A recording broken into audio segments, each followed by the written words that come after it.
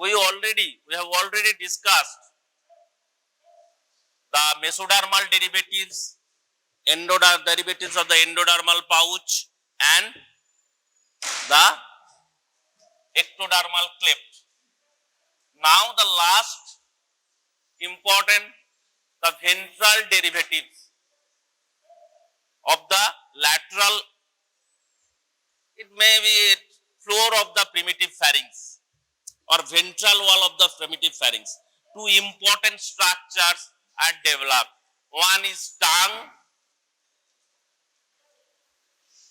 and other is thyroid gland.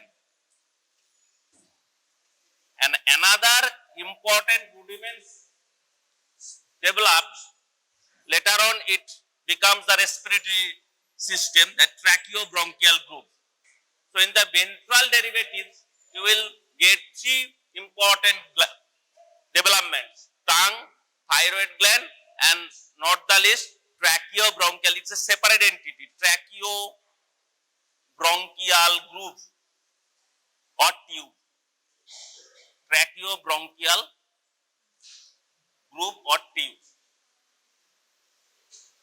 At first U shape থাকে, then it becomes the T shape.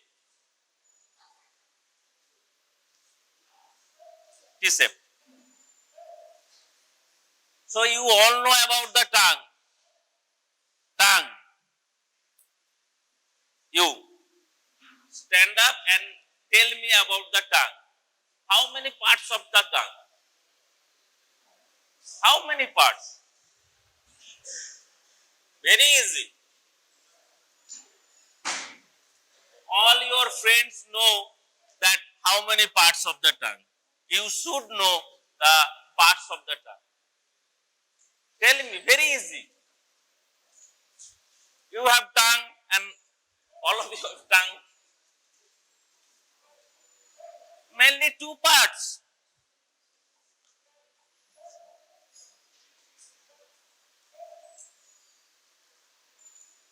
Two parts কি? তার মানে oral part, the anterior 2/3 is within the oral cavity and posterior 1/3 in the pharyngeal part on the towards the pharynx. So it is called pharyngeal part. Developmentally তাই হয়. During development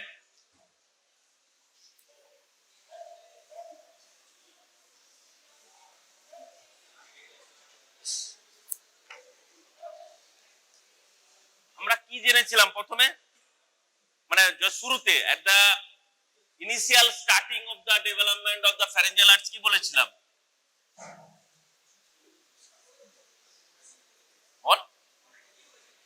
না কি first কি তৈরি হয়? the horseshoe shaped mesodermal bar বলেছিলাম না, horseshoe shaped mesodermal bar.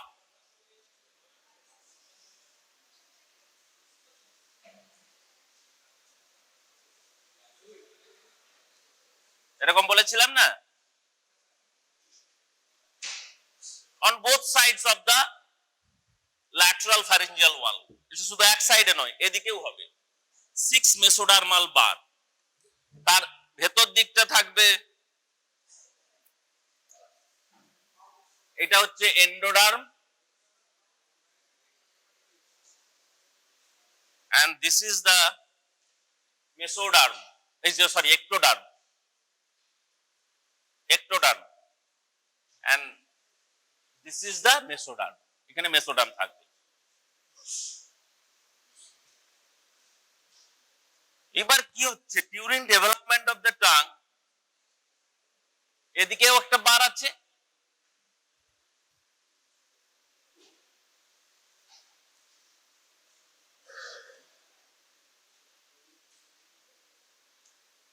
এরকম বার।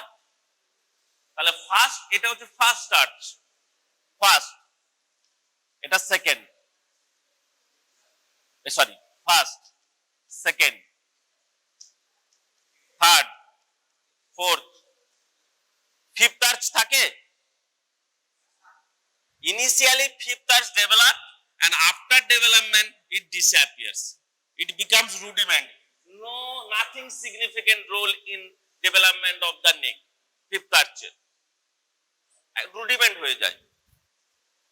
তাহলে between the first arch at the initial stage, third weeks of development এ দুটো swelling formation হয়। In between the first arch,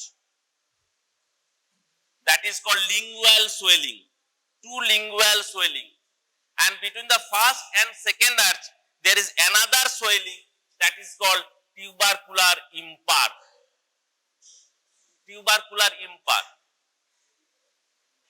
This two lingual swelling, that is bilateral development from both the arches, first arches, grows caudally, grows faster, and at first they fuses with each other. Then it joins or fuses with the tubercular impart. পুরো একটা মাস তৈরি হয়ে গেল। This mass is called or forms the anterior two-third of the tongue, not the tongue, anterior two-third of the tongue. তাহলে two lingual swelling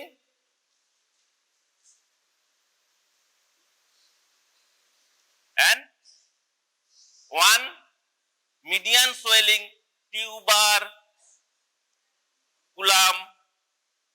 impar, you know. তাহলে posterior third কে তৈরি করবে? Who will make the posterior one third of the tongue? Not only fourth arch, second, third and fourth arch, there is another midline swelling that is called hypobranchial eminence or cupola বা cupola of his, এটাও বলতে পারো। তবে সহজ বলা হয় hypobranchial eminence, particular C cells of the thyroid, আর এটা হচ্ছে hypobranchial eminence, ultimobranchial body এর দুটো আলাদা। তো তার মানে তোরা পড়াশোনা করছিস না। This hypobranchial eminence একটা ট্রানভার্স লাইন ডিভাইডস করবে ইনটু টু পার্টস। এটা হচ্ছে ডরসাল, এটা ভেন্ট্রাল, ভেন্ট্রাল এটা, ডরসাল এটা। These ventral parts forming the posterior one third of the tongue. তাহলে এই পার্টটা কি করবে? dorsal part of the hypobranchial eminence. Idea করে বল না, টাঙের পেছনে কে থাকে? কি কার্টিলেজ? নামটা বল। এপিগ্লটিস। এই তো ভালো কথা বলেছিস। This forming the epiglottis. তুই অ্যাডাল্ট এতে ভাব ডিসপোজিশন, তাহলে এমব্রায়োলজিক্যালি সেটা বলে দিতে পারবি। So this is the epiglottis, and this ventral part of the hypobranchial eminence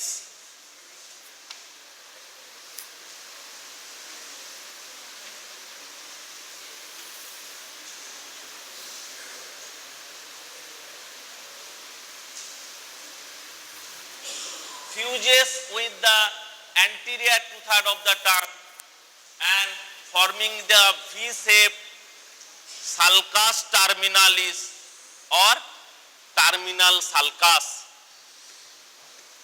terminal sulcus, এই ফিউশনটাই আমরা দেখতে পাই terminal sulcus. Tubercular, in the mean time যখন when the tubercular impar is developed, dorsal to the tubercular impar there is also a ছোট্ট swelling, a thickening of endodermal thickening, that is called median thyroid rudiment. Median thyroid rudiment. This median thyroid rudiment পরে আসছে thyroid rudiment, median thyroid rudiment formation হয়ে গেল কিন্তু, তাহলে ও কোথা দিয়ে যাবে? ওর রাস্তা কোথায়? ও কডাল মাইগ্রেশন হয়তো কোথা দিয়ে হবে? throughout the substance of the tongue, developing tongue এর ভেতর দিয়ে টাংকে ফুটো করে এটা চলে যাবে। এই কমেন্সমেন্ট, যে primitive commencement of the thyroid গ্ল্যান্ডের যে ডেভেলপমেন্ট হয়েছিল টিউবারকুলার ইম্পারি, ডরসালি টিউবারকুলার ইম্পারি থেকে, এটা আমরা পরে দেখতে পাবো in adult tongue it is foramen caecum, the commencement of the thyroid gland. শুরুবাদ মানে যে প্রথম যে শুরু হয়েছিল এটাই হচ্ছে পরবর্তী ক্ষেত্রে টাঙে থাকবে ফোরামেন সিকাম।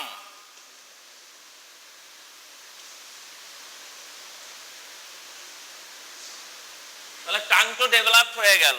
এবার এই যে হাইপোব্রঙ্কিয়াল এমিনেন্স বললাম, এই হাইপোব্রঙ্কিয়াল এমিনেন্সের ভেন্ট্রাল পার্ট তো তৈরি করে posterior one third of the tongue, mainly the third arch যায়, third arch over the second arch. তার মানে থার্ড আর্চ হচ্ছে major role in formation of hypobranchial eminence, আর ফোর্থ আর্চ থেকে যাবে ডরসাল পার্টটা, ডরসাল পার্ট। সেই জন্যে the third arch posterior on the third, এই যে gentleman, posterior one third general sensation and taste sensation is coming from the glossopharyngeal nerve. এইভাবেই embryologically you can explain that, নালে এমনি বলে দিলাম মুখস্থ করে হবে না। আর ফার্স্ট এই যে anterior two third হচ্ছে ফার্স্ট আর্চ, সেকেন্ড আর্চে কিছুটা সামান্য যায় ফার্স্ট এন্ড সেকেন্ড আর্চে, কিন্তু maximum first arch bilateral development. First arch nerve কি ম্যান্ডিবুলার, ম্যান্ডিবুলার একটা ব্রাঞ্চ হচ্ছে lingual, so the lingual nerve supplies the anterior two third of the tongue general sensation. কিন্তু এখানে আবার সেই যে পোস্টিমাটিক এন্ড প্রিটিমাটিক ব্রাঞ্চের ব্যাপার ছিল।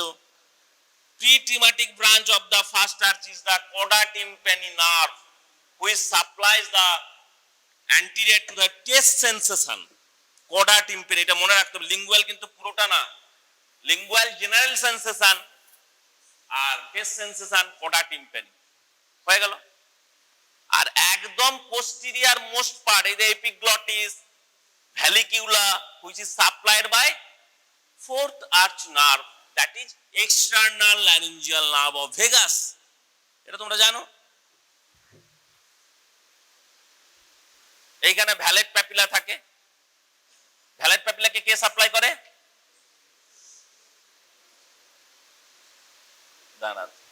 এই যে ম্যাডাম কি করছে, ও ক্লাসে কি করছিস, তুই সামনে আয় তো, কাম ইন ফ্রন্ট। ইউ এটা কি আঁকলাম বলতো? এই যে পাশেরটা,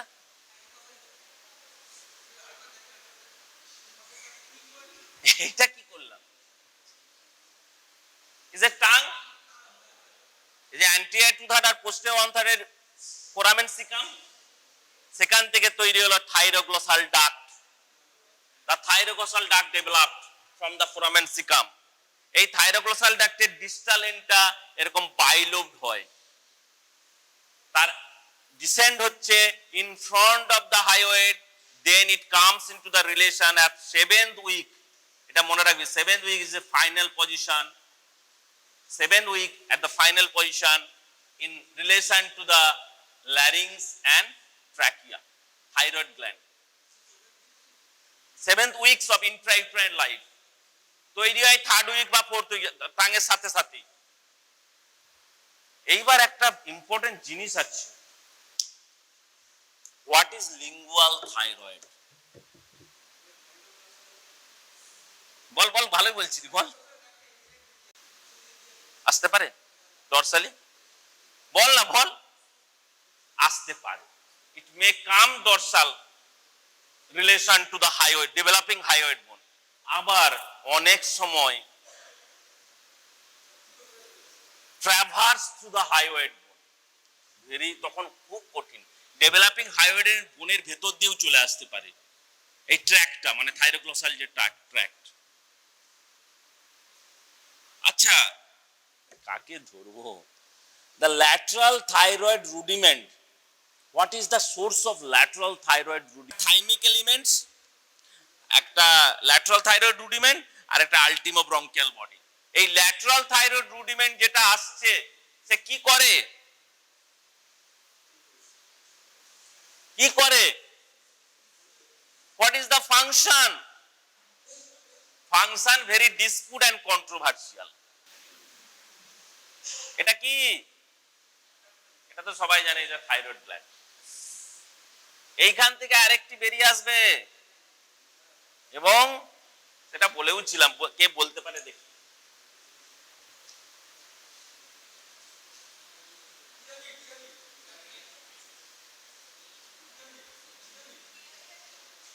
কে বললো পিরামিডাল লোব? দাঁড়া একটা, না তুই না, একটা একটা হাই পিচ সাউন্ড হলো। না না, একটা হাই পিচ সাউন্ড মানে ফিমেল থেকে এলো। তুই বলেছিস? Very good. The pyramidal lobe. The pyramidal lobe is nothing but the persistence of the thyroglossal duct. এটা থাকতে পারে এক্সট্রা লোব। এটা সাধারণত লেফট সাইড ঘেঁষে থাকে, মিডিলে থাকে না, লেফট সাইড ঘেঁষে থাকে। এবং this pyramidal lobe is attached to the hyoid bone by a fibrous band or a muscular band.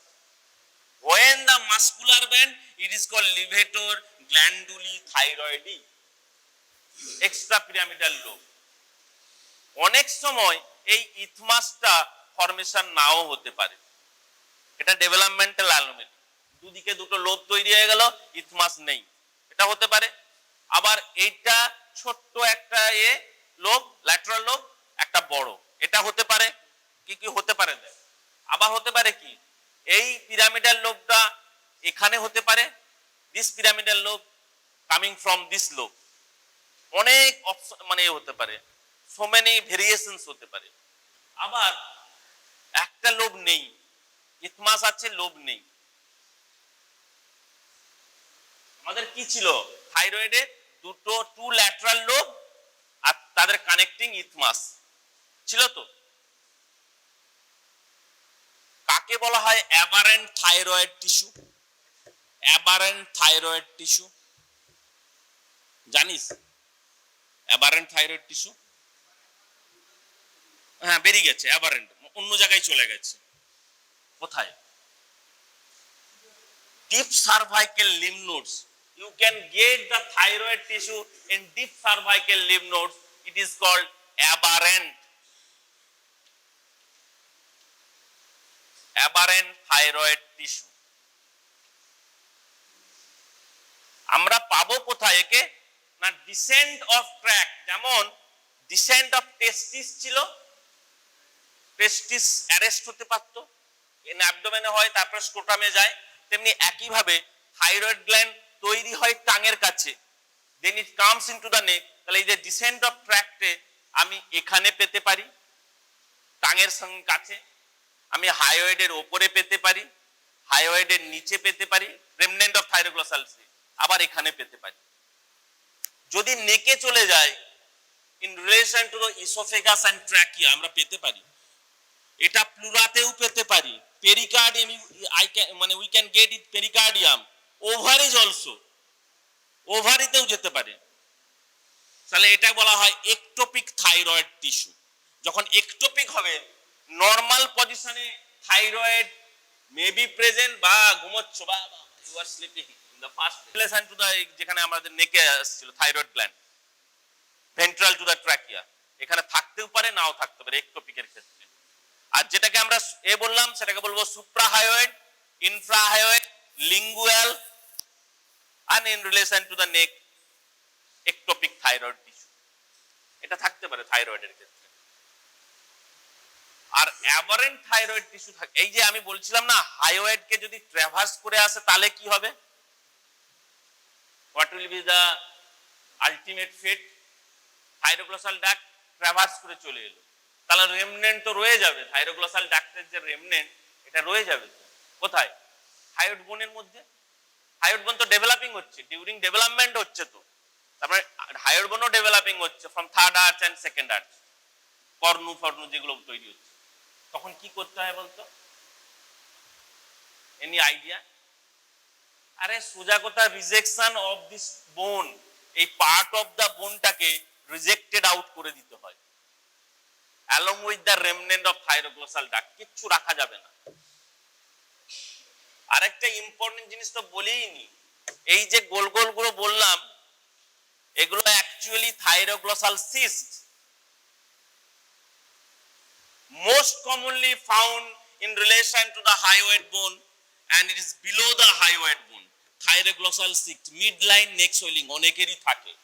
Persistence of the thyroglossal duct, remnant of thyroglossal duct adult life এ রয়ে যায়, সেটাকে বলা হয়, এবং cystic swelling হয়, that is called thyroglossal cyst. And when this thyroglossal cyst enlarges, it becomes infected, prone to infection and ruptures, that is called thyroglossal fistula. তার মানে বাইরে বেরিয়ে আসে, এক্সটেরিয়র ফিস্চুলা। তখন পুরো সার্জিক্যাল রিমুভাল করতে হয়, সিস্টকে পুরো সার্জিক্যালি রিমুভ করে দিতে হয়। থাইরোগ্লোসাল সিস্ট ধরতে পারে, এটা রেমনেন্ট অফ থাইরোগ্লোসাল ডাক্ট। টাঙের কি হতে পারে ডেভেলপমেন্টাল অ্যানোমালি?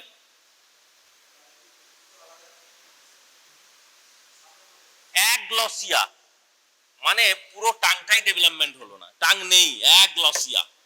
গ্লসিয়া মিন্স টাং থাকতে পারে, অনেকের টাং নেই। অনেকটা হেমিগ্লসিয়া, মানে একদিকের লিঙ্গুয়াল সোয়েলিং ডেভেলপ হয়নি, one side of the lingual swelling is not developed, that is called hemiglossia, একদিকের টাং নেই। আরেকটা হতে পারে, এই যে দুটো ফিউশন হচ্ছে লিঙ্গুয়াল সোয়েলিং এর, এই ফিউশনে যদি ফেলিওর অফ ফিউশন হয়, দুটোর মধ্যে ফাঁক থেকে যায়, যাকে বলা হয় বাইফিড টাং। কাদের থাকে? আমাদের থাকে, সাপের থাকে বাইফিড টাং। আরেকটা ভেরি ইম্পর্টেন্ট আমার বলা হয়নি, actually tongue is developed in the floor of the mouth, লেগে থাকে টাং। তাহলে টাংকে ছাড়াবে কি? Who will separate the tongue? তখন একটা এন্ডোডার্মাল ডিজেনারেশন হয়, তার নাম দেওয়া হয়েছে অ্যালভিওলো লিঙ্গুয়াল সালকাস, যেমন টার্মিনাল সালকাসের মতো সালকাস। কোন জিনিসটাকে ফ্রি করে টাঙের? The tip and side of the tongue is freed from the floor of the mouth, separated from the floor of the mouth. তবে তো তুই মুভমেন্ট করতে পারবি, যদি টাঙের মধ্যে পড়ে থাকে হবে। only a part of the tongue, that is এই যে সালকাসের frenulum, which anchors the tongue with the floor of the mouth, বেরিয়ে যায় না, ধরে রাখে। এই যে ফ্রেনুলাম যদি শর্টেনিং হয়, ফ্রেনুলাম কি হবে?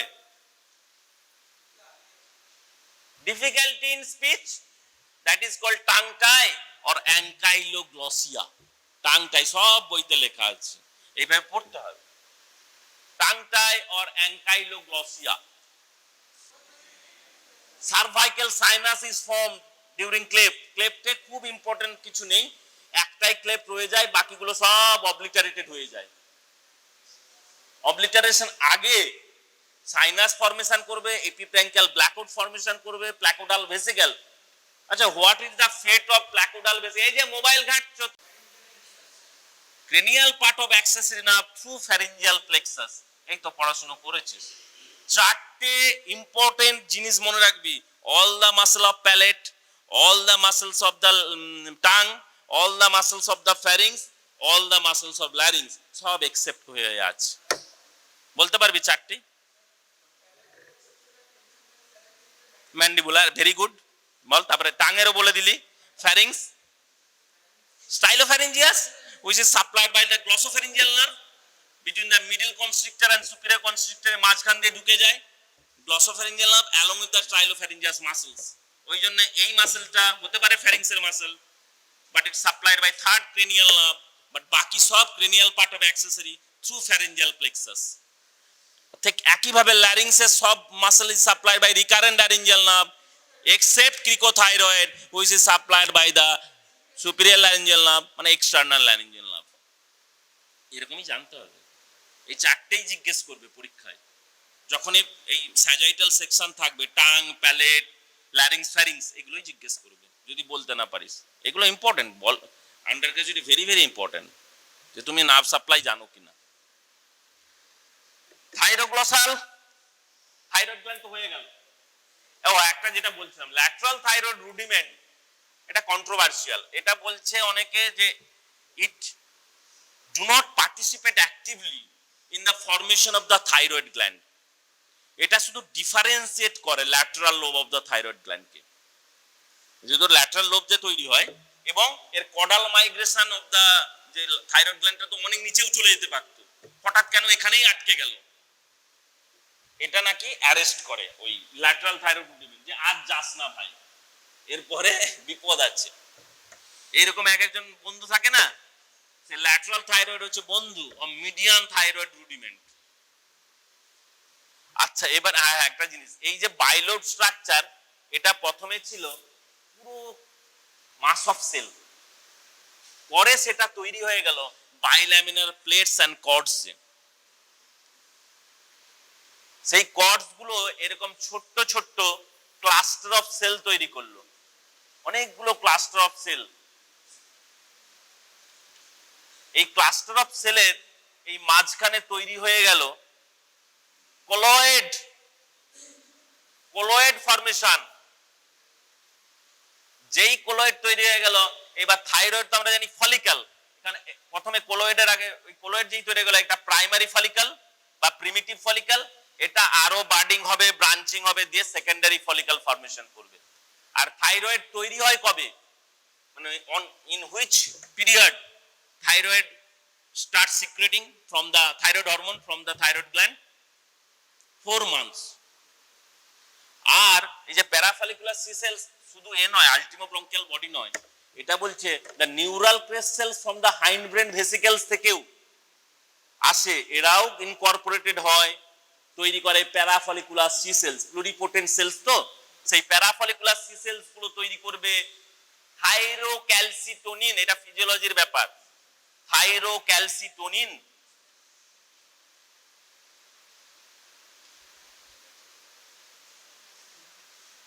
এই থাইরোক্যালসিটোনিন, it is concerned about the calcium metabolism, থাইরোক্যালসিটোনিন। আচ্ছা একটা ইম্পর্টেন্ট জিনিস আমি বলছি, এই যে ectodermal cleft, both the connection very rare phenomenon. আর অ্যাজেনেসিস অফ থাইরয়েড গ্ল্যান্ড হতে পারে, অ্যাজেনেসিস মানে থাইরয়েড গ্ল্যান্ডটা তৈরিই হলো না, হতে পারে? Any chance of agenesis of thyroid gland? আমাদের থাইরয়েড গ্ল্যান্ড তৈরি হলো না, যাকে বলে কনজেনিটাল ক্রেটিনিজম। কেন হয়? খুব রেয়ার ফেনোমেনন, মানে সাধারণত হয় না। একটা লোব না থাকতে পারে, একটা লোব ছোট হতে পারে, ইথমাস না থাকতে পারে, সেটা আলাদা জিনিস। কেন হয়? এই যে আমরা বলেছিলাম anti thyroid antibody formation in the mother, ফলে this antithyroid antibody goes into the fetal tissue through placental barrier and arrests the thyroid gland. Thyroid gland তো তৈরি, অ্যান্টিথাইরয়েড অ্যান্টিবডি কেন? অটোইমিউন ডিসঅর্ডার, ওই অ্যান্টিবডি ওকেই খেয়ে নিচ্ছে, মানে থাইরয়েড গ্ল্যান্ডকে অ্যান্টিজেন ভেবে খেয়ে নেবে, ডিস্ট্রয় করে দেবে, ফলে কোনো থাইরয়েড গ্ল্যান্ডই তৈরি হবে না। আরো অনেক জিনিস রয়ে গেল, এইবার আমি একটা ইম্পর্টেন্ট জিনিস বলবো। Maxillary division of the trigeminal nerve will exit the cranial cavity via a foramen again in the floor of the middle cranial fossa. ঠিক আছে? For the mandibular nerve, the name of the foramen is foramen ovale. For the maxillary nerve, the foramen is being called as the foramen rotundum. Leaving the lateral wall of cavernous sinus, the maxillary nerve will leave the cranial cavity via the foramen rotundum.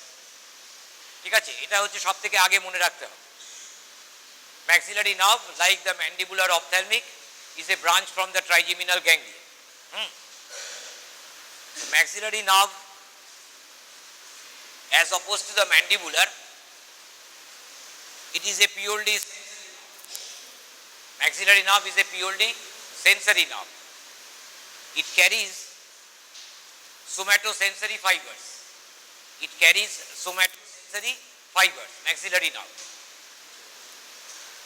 Now let us see the extracranial course of the maxillary nerve.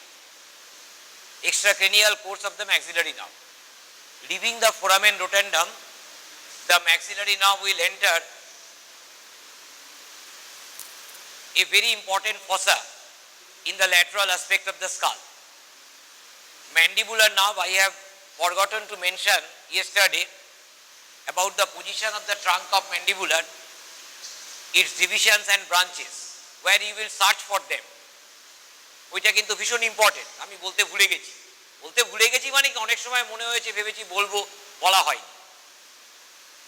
Mandibular trunk, related otic ganglion, the divisions and branches, we search in an area which can only be dissected if we perform deep dissection. তো deep dissection তো ইউজিতে আজকাল হয় না, কাজেই you will not see a dissected specimen. এটা নতুন college, কাজেই আগে করা যে মিউজিয়ামে তুমি দেখবে তারও কোনো সুযোগ নেই, ঠিক আছে? কাজে বইয়ের ছবি দেখা ছাড়া উপায় নেই। তাহলে where do we find the mandibular nerve? We find the mandibular nerve in the infratemporal fossa.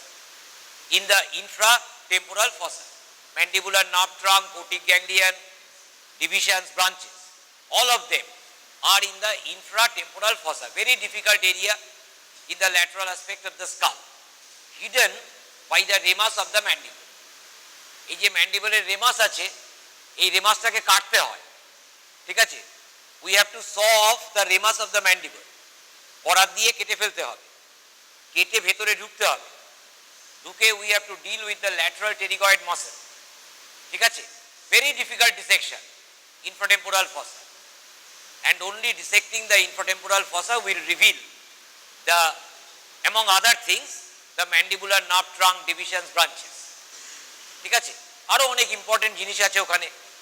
তো infratemporal fossa, is it outside the syllabus? No, infratemporal fossa is very much within the syllabus, ঠিক আছে? infratemporal fossa কিন্তু সিলেবাসের ভেতরে আছে, সেই জন্য বিশ্রাম Singh, BD Chaurasia, in every book you will find detailed discussion about the infratemporal fossa, কাজেই পড়তে হবে। তাহলে infratemporal fossa একটা আইটেম আমরা বলেছি, and that item is the mandibular nerve, ঠিক আছে? about the pterygoid muscles তোমাকে পড়তে হবে medial pterygoid, lateral pterygoid in relation to some of the skull bones, ঠিক আছে? temporalis masseter পড়তেই হবে, muscles of mastication। তাহলে except the masseter, muscles of mastication again we will search for them in the dissection of infratemporal fossa. Maxillary division we find in a fossa equally important but much smaller than the infratemporal fossa. Infratemporal fossa এখানে রেমাসটা কেটে দিলেই ভেতরে ঢুকে যে জায়গাটা আছে, গোটা জায়গাটা behind the maxilla, ঠিক আছে? behind the maxilla যে জায়গাটা পড়ে আছে এই lateral aspect of the skull এ, সেটাই infratemporal fossa. Maxillary division we will be finding in a fossa that can be laid from the infratemporal fossa medially. infratemporal fossa dissection করে তারপরে এগোতে হয় to see the maxillary division in that fossa. That fossa is being called as the pterygopalatine fossa. তাহলে maxillary division of the trigeminal nerve will be in the pterygopalatine fossa. Pterygopalatine fossa is a far smaller area than the infratemporal fossa. pterygopalatine fossa এইরকম মতো দেখতে, এরকম মতো আমরা দেখতে পাবো, এইরকম more or less. This is the base, this is the apex, posterior wall, anterior wall, and there lies the medial wall. Laterally it is open. বুঝেছো? একটা wedge shaped fossa আছে in the lateral aspect of the skull. In front of the pterygoid process of sphenoid bone. Sphenoid bone যে pterygoid plates আছে তার সামনে, outside the skull and behind the maxilla and lateral to the palatine bone, perpendicular plate. Palatine bone এর perpendicular প্লেটটা medial ওয়ালে এইখানে আছে, এইখানে দাঁড়িয়ে আছে, বুঝেছো? in the medial wall, blocking the medial wall, perpendicular plate of palatine bone. Here in the posterior wall we will be finding the pterygoid plates. In the anterior wall we will be finding the maxilla. ঠিক আছে, we will be finding the infratemporal surface of maxilla, সেটাই continued হয় medially into the pterygopalatine fossa. তাহলে এইরকম একটা জায়গা খুব ছোট্ট ওয়েজ শেপড একটা জায়গা, সেখানে আমাদের ম্যাক্সিলারি নার্ভটাকে খুঁজতে হবে। In the posterior wall here opens the foramen rotundum. ধরো এটা foramen rotundum ওপেন করছে in the posterior upper part of the posterior wall of pterygopalatine fossa. এই foramen rotundum থেকে বেরিয়ে আসবে maxillary nerve will be suspended in the pterygopalatine fossa. Maxillary nerve will be suspended in the pterygopalatine fossa. তাহলে এখান থেকে বেরিয়ে এসে maxillary nerve will be like this.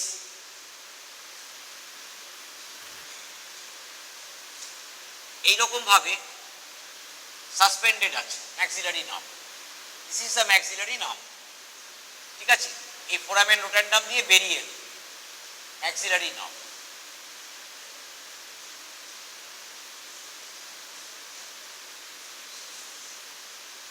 Suspended from the maxillary nerve. Maxillary nerve is suspended near the roof of the pterygopalatine fossa. Suspended from the maxillary nerve we will be finding a very important small thing. ঠিক আছে, what is that very important small thing?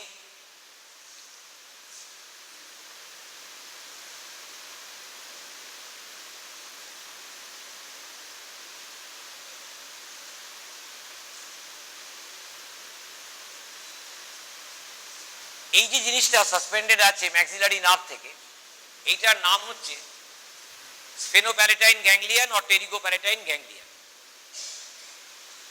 Like the otic ganglion, it is also a very important parasympathetic ganglion of the head and neck. তাহলে you are finding the otic ganglion in the infratemporal fossa in relation to the trunk of mandibula. You will find the pterygopalatine ganglion suspended from the maxillary division of the trigeminal nerve in the pterygopalatine fossa. It is a parasympathetic ganglion. It is a parasympathetic ganglion.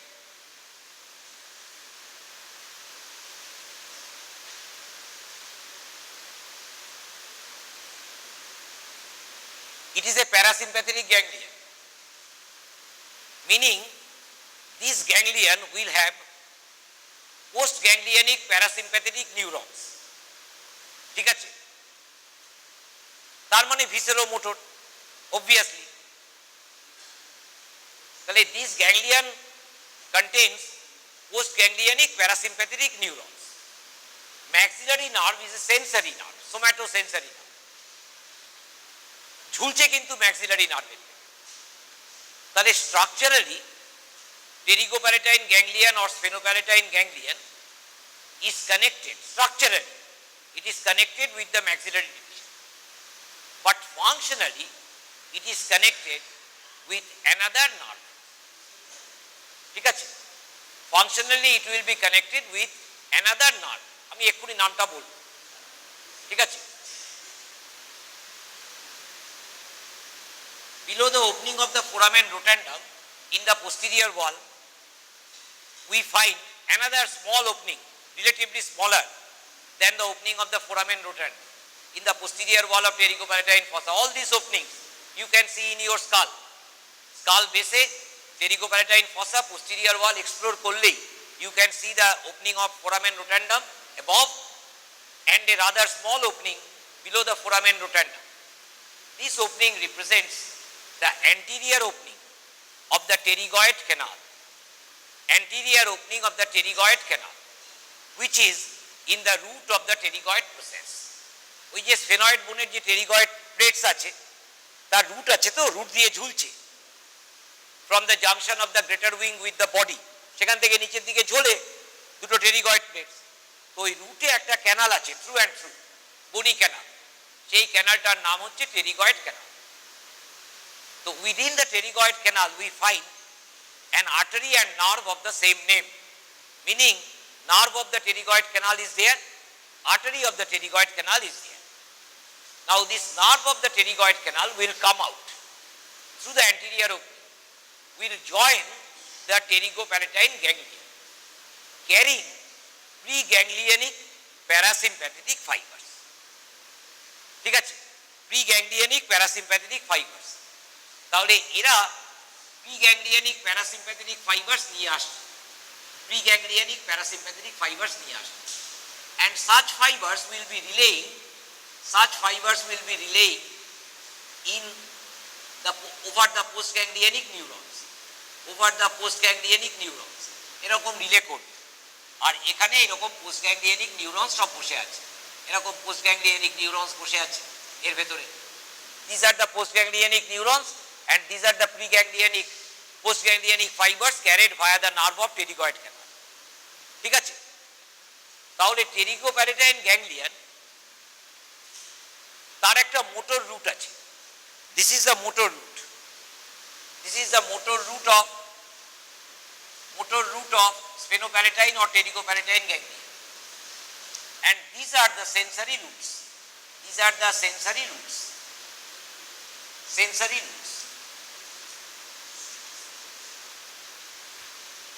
Sensory roots এর কিন্তু কোনো value নেই, কারণ sensory roots has got nothing to do with the pterygopalatine or sphenopalatine ganglion. They will simply pass through the ganglion, and will be carried, sensory fibers will be carried via the branches of the ganglion. সেই জন্য গ্যাংলিয়নে ঢুকছে, কারণ এরা তো sensory fibre, somatosensory, আর এটা visceromotor ganglion. কাজে simply they will pass through the ganglion and will travel via its branches. যেহেতু ম্যাক্সিলারি নার্ভ জানে যে pterygopalatine গ্যাংলিয়ন এখানে বসে আছে, প্লেন্টি অফ ব্রাঞ্চেস আছে, কাজে let me avail of the branches of pterygopalatine ganglion. It is as simple as that. ঠিক আছে, তাহলে সেন্সারি রুট আছে in relation to the maxillary division, motor root আছে, নার্ভ অফ pterygoid canal। এই দুটো হচ্ছে ভীষণ ইম্পর্টেন্ট কথা মনে রাখবার জন্য। Nerve of pterygoid canal,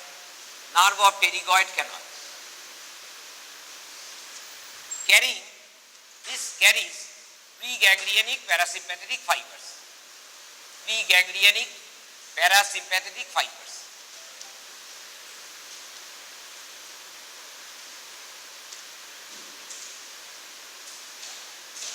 Preganglionic parasympathetic fibers.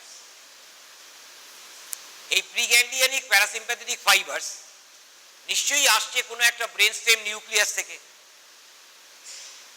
ভিসেরোমোটর nucleus brain স্টেমে নিশ্চয়ই আছে, belonging to some of the cranial nerves. তাই তো এই যে নার্ভ অফ pterygoid ক্যানালটা আমি মাঝখানে ভাসিয়ে দিলাম, বললাম যে ইট ক্যারিজ প্রিগ্যাংলিয়নিক প্যারাসিম্প্যাথেটিক ফাইবার্স। ভাসিয়ে দিলে তো হবে না, এটাকে ব্যাকওয়ার্ড রেট্রোগ্রেড ট্রেস করতে হবে। ঠিক আছে, টুয়ার্ডস দ্য ব্রেন স্টেম, যেখানে তার এর নিউক্লিয়াসটা আছে। নিউক্লিয়াসটার নাম কি? নিউক্লিয়াসটার নাম হচ্ছে superior salivary nucleus. Superior salivary nucleus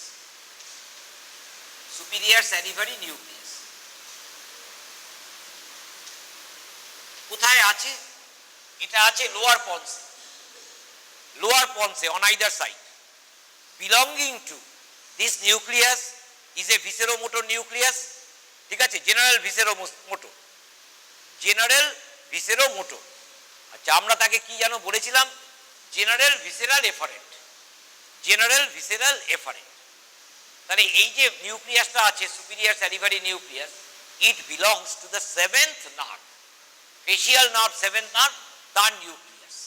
তাহলে এটা সেভেন্থ নার্ভের নিউক্লিয়াস, ঠিক আছে, facial nerve nucleus.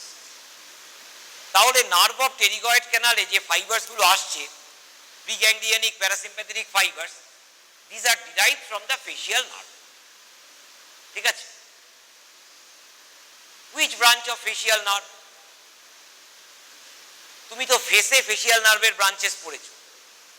All those branches আর branchiomotor branches or special visceral efferent branches supplying the facial muscles. Neither of those branches, ঠিক আছে, আর visceromotor. তাহলে ফেসিয়াল নার্ভের নিশ্চয়ই ব্রাঞ্চ আছে। এগুলো আমরা কখন পড়াবো? ফেসিয়াল নার্ভ যখন পড়ানো হবে কয়েকদিনের মধ্যে, তখন পড়ানো হবে। তাহলে এখন কি বলবো না? বলতেও পারি, নাও বলতে পারি, আমার উপর নির্ভর করছে। ঠিক আছে, তাহলে সুপিরিয়ার স্যালিভারি নিউক্লিয়াস হলো belonging to the seventh nerve. তাহলে সেভেন্থ নার্ভ ধরে বেরিয়ে আসবে। এবার এখানে সব অদ্ভুত অদ্ভুত আশ্চর্য কথা আছে। যখন আমি সেভেন্থ নার্ভ পড়াবো তখন আমি বলবো, কাজে এখন ওই জায়গাটা আমি ধোঁয়াশা রেখে দিচ্ছি। ঠিক আছে, যারা ভালো ছেলে আছে তারা ধোঁয়াশা কাটাবার জন্য পড়তে পারে। Come out from the low, কোথা থেকে বেরিয়ে আসে? পন্টোমেডালারি জাংশন দিয়ে বেরিয়ে আসে। Facial nerve, like the fifth nerve, presents two roots, a motor root and a sensory root. দুটো রুট দিয়ে বেরিয়ে আসে। বেরিয়ে এসে the roots will unite, will give rise to the facial nerve trunk. ঠিক আছে, ওখানে কি হয়েছিল? ফিফথ নার্ভের রুট দুটো ইউনাইট করে না, ম্যান্ডিবুলার ডিভিশনের সঙ্গে গিয়ে তবে ইউনাইট করে। কিন্তু ফেসিয়াল নার্ভের ক্ষেত্রে কিন্তু দুটো রুট ইউনাইট করে, will be giving rise, motor and sensory root will unite, will giving rise to the facial nerve trunk. এবার এই যে facial nerve, seventh cranial nerve আমরা পড়াবো কয়েকদিনের মধ্যেই, খুবই ইম্পর্টেন্ট। তার কারণ it has got a long course within the petrous temporal. Petrous টেম্পোরালের ভেতরে একটা বিরাট বড় কোর্স আছে, বুঝেছো? ওই যে ছোট্ট wedge shaped petrous part of the temporal bone, সেখানে আমরা ফেসিয়াল নার্ভের কটা সেগমেন্টস পাবো জানো? একটা সেগমেন্ট পাবো ইন্টারনাল অ্যাকাউস্টিক মিয়েটাসের ভেতর। পেট্রাস টেম্পোরালের পোস্টেরিয়ার সারফেসে একটা ছোট্ট ফুটো আছে, সেভেন্থ আর এইট নার্ভ ওইখান দিয়ে ঢোকে। তাহলে অ্যাকাউস্টিক মিয়েটাসের মধ্যে আমরা দেখতে পাবো দুটো root. At the bottom of the meatus, the roots will join, will give rise to the facial nerve trunk. তাহলে মিয়েটাসে যে অংশটা আছে তাকে আমরা বলি মিয়েটাল সেগমেন্ট। তারপরে ফেসিয়াল নার্ভ কন্টিনিউড হবে trunk in relation to the internal ear, সেটাকে আমরা বলবো labyrinthine segment, which is within the petrous temporal. তারপরে ফেসিয়াল নার্ভ কন্টিনিউড হবে along the medial wall of the tympanic cavity. সেটা tympanic cavity পড়িয়েছে, middle ear cavity, Shubhramoy দেখিয়েছে ছবি। ওই সেগমেন্টটাকে আমরা বলবো টিম্প্যানিক সেগমেন্ট। তারপরে facial nerve will be lodged, ওখানেও কিন্তু আছে ফেসিয়াল নার্ভ ক্যানাল, সবসময় একটা বনি ক্যানাল আছে, বুঝেছো, ফেসিয়াল নার্ভকে প্রোটেক্ট করবার জন্য। তাহলে একটা ল্যাব্রিনথাইন সেগমেন্ট আছে মিয়েটাল সেগমেন্টের পরে উইদিন দ্য পেট্রাস টেম্পোরাল, তারপরে একটা টিম্প্যানিক সেগমেন্ট আছে, তারপরে একটা ম্যাস্ট্রয়েড সেগমেন্ট আছে। এই এতগুলো সেগমেন্ট হওয়ার পর ফেসিয়াল নার্ভ বেরিয়ে আসে থ্রু দ্য স্টাইলোম্যাস্ট্রয়েড ফোরামেন। এবং এই যে এতগুলো সেগমেন্ট আছে, প্রত্যেকটা segment besides the meatal and labyrinthine segment, প্রত্যেকটা সেগমেন্টের মাঝখানে মাঝখানে বেন্ড আছে। সব ফেসিয়াল নার্ভের রিলেশনে পড়তে হবে। ভীষণই important facial nerve from all point of view, viva, theory, clinics, সবকিছুর জন্য ফেসিয়াল নার্ভ ইম্পর্টেন্ট। তো যাই হোক, তাহলে এই যে ফেসিয়াল নার্ভ, এই ফেসিয়াল নার্ভের কোনো একটা রুট ধরে বেরিয়ে আসবে preganglionic parasympathetic fiber. Cell body কোথায় আছে? Superior salivary nucleus. Will leave, এই যে ফাইবারগুলো ফেসিয়াল নার্ভকে লিভ করবে, will leave the facial nerve via a branch. ব্রাঞ্চটার নাম কি? ব্রাঞ্চটার নাম হচ্ছে greater superficial petrosal nerve. Greater superficial petrosal nerve, greater superficial petrosal nerve.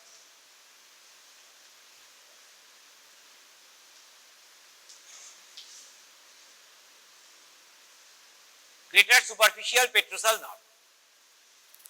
এই নার্ভটা টিম্প্যানিক ক্যাভিটিতে অরিজিন ফ্রম দ্য ফেসিয়াল, তারপরে পেট্রাস টেম্পোরাল থেকে বেরিয়ে আসে। বেরিয়ে এসে it will join with a sympathetic nerve, ঠিক আছে, with a sympathetic nerve in the floor of the middle cranial fossa, join করবে। তার নাম হচ্ছে deep petrosal nerve. Deep petrosal nerve, deep petrosal nerve. এইটা কোত্থেকে এলো? এই ডিপ পেট্রোসাল নার্ভটা কোত্থেকে এলো? সিম্প্যাথেটিক নার্ভটা ফাইবারস আছে নিশ্চয়ই, সেটাও পড়তে হবে, আমি এখন বলবো না। Greater superficial petrosal nerve will join with the deep petrosal nerve, will join with the deep petrosal nerve। হ্যাঁ ঠিক আছে, ঠিক বলেছি। ক্যারোটিড আর্টারি বললে? হ্যাঁ ঠিক আছে। Sympathetic plexus around the internal carotid আছে, বুঝেছো? তাকে ইন্টারনাল ক্যারোটিড নার্ভ বলে, আমরা বলতে পারি, but it is in the form of A plexus. সেই প্লেক্সাসটা ইন্টারনাল ক্যারোটিড আর্টারি ধরে এগোয়। ক্যাভার্নাস সাইনাসের ভেতরেও আমরা দেখব sympathetic fibres around the internal carotid artery. কিন্তু সেই সিম্প্যাথেটিক প্লেক্সাস থেকে একটা নার্ভ বেরিয়ে আসবে, ছেড়ে দেবে, বেরিয়ে এসে এই গ্রেটার সুপারফিশিয়ালকে জয়েন করবে। যেটা জয়েন করে সেটারই নাম হচ্ছে ডিপ পেট্রোসাল নার্ভ। এবার এই দুটো জয়েন করে তৈরি করবে এই নার্ভ অফ টেরিগয়েড ক্যানাল। তাহলে নার্ভ অফ টেরিগয়েড ক্যানালে দুটো কম্পোনেন্ট অফ অটোনমিক নার্ভাস সিস্টেমের ফাইবার আছে, both sympathetic and parasympathetic. Parasympathetic fibers from the seventh nerve, superior salivary nucleus, greater superficial petrosal nerve, sympathetic fibers from the deep petrosal. Sympathetic fibers অত important নয়, কাজে আমরা sympathetic fibers নিয়ে বেশি কিছু বলবো না। তুমি বইয়ে গিয়ে ছবি দেখবে, কালার দিয়ে দেখানো আছে, এমন কিছু ডিফিকাল্ট নয়, আর এমন কিছু ইম্পর্টেন্ট নয়। Parasympathetic fibers are more important. তাহলে নার্ভ অফ টেরিগয়েড ক্যানাল তৈরি হয়ে গেল। সেই নার্ভটা টেরিগয়েড ক্যানালের পোস্টেরিয়র ওপেনিং আছে। ক্যানাল তো রুট অফ দ্য টেরিগয়েড প্রসেসে পোস্টেরিয়র ওপেনিংটা কোথায় খুঁজবে? In the anterior wall of foramen lacerum. Base of স্কালে যে ফোরামেন ল্যাসেরাম আছে তার অ্যান্টিরিয়র ওয়ালে posterior opening of the pterygoid ক্যানালটা আছে, ওইখান দিয়ে ঢুকে পড়ে নার্ভটা, নার্ভ অফ টেরিগয়েড ক্যানাল। ঢুকে আলটিমেটলি অ্যান্টিরিয়র ওপেনিং দিয়ে লিভ করলো। Fibers will be relaying parasympathetic fibers, sympathetic নয়। Sympathetic fibers do not relay. Parasympathetic fibers will be relaying in the sphenopalatine ganglia. Now, these neurons, they will have their axons. Axons will be leaving the ganglion via the branches of the ganglion. এই ganglion থেকে আমরা অনেক branches পাবো। সেই branches ধরে parasympathetic fibres derived from the nerve of pterygoid canal, sensory fibers derived from the maxillary nerve will travel. ঠিক আছে? তাহলে এর ব্রাঞ্চেস গুলোর নাম জানতে হয়। ঠিক আছে? আমি তোমাকে জাস্ট ধরো এখানে একটা দুটো ছবি আমি তোমাকে দেখিয়ে দিচ্ছি। ধরো এরকম একটা ব্রাঞ্চ আছে, পেছন দিকে যাচ্ছে, এরকম ব্রাঞ্চ আছে নিচের দিকে যাচ্ছে, মিডিয়ালি ডাইরেক্টেড ব্রাঞ্চেস আছে। আমি তো মিডিয়াল ব্রাঞ্চেস গুলো দেখাতে পারছি না, তাহলে ব্রাঞ্চেস গুলোর নাম তোমাকে মনে রাখতে হবে। What are the branches of pterygopalatine ganglion, আমি লিখে দেবো কি কি branches আছে। All the branches will carry sympathetic, parasympathetic as well as sensory fibers. এবার ব্রাঞ্চের যখন নাম বলবো তখনই তুমি বুঝতে পারবে যে sympathetic fibers are meant for what, parasympathetic fibers are meant for supplying what, sensory fibers are meant for supplying what, নাম বললেই বুঝতে পেরে যাবে। তাহলে ব্রাঞ্চেসগুলোর নামটা আগে বলেই বলে দেওয়াটাই ভালো, ধোয়াশায় রেখে লাভ নেই। Branches of pterygopalatine ganglion, branches of pterygopalatine ganglion.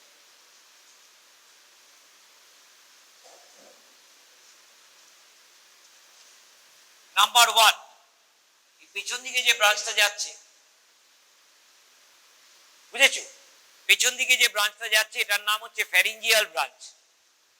Pharyngeal branch,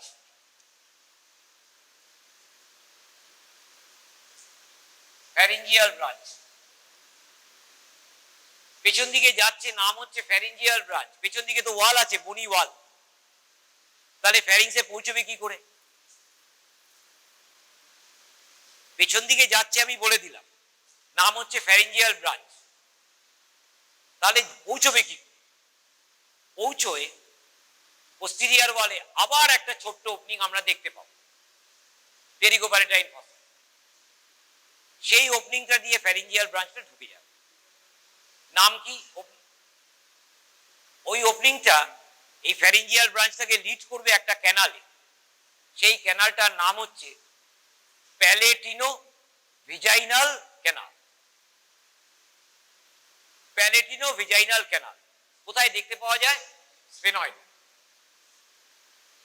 বুঝেছো, under surface or inferior surface of the body of sphenoid, সেখানে ভিজাইনাল মিডিয়াল টেরিগয়েড প্লেট আছে, তার রিলেশনে দেখা যায়। সরু তার নিয়ে এগুলো স্কালের স্কাল বেস এক্সটার্নাল অ্যাসপেক্ট নাড়াচাড়া করতে হয়। স্কাল বেসটা কিনে তাকে সাজিয়ে রাখলে তো হবে না, স্কাল বেস থেকে আমরা সবই জিজ্ঞেস করব। নার্ভ অফ টেরিগয়েড ক্যানাল দেখাতে বলবো, প্যালেটোভেজাইনাল ক্যানাল দেখাতে বলবো, আমি পড়াই না পড়াই, ঠিক আছে? তার কারণ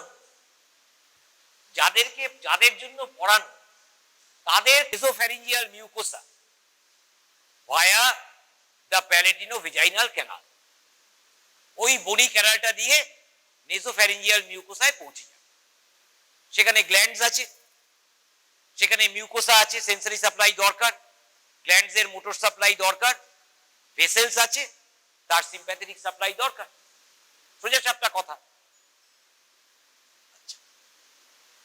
নিচের দিকে যে ব্রাঞ্চ যাচ্ছে, নিচের দিকে তাদের নাম হচ্ছে greater and lesser palatine branches. Greater and lesser palatine branches.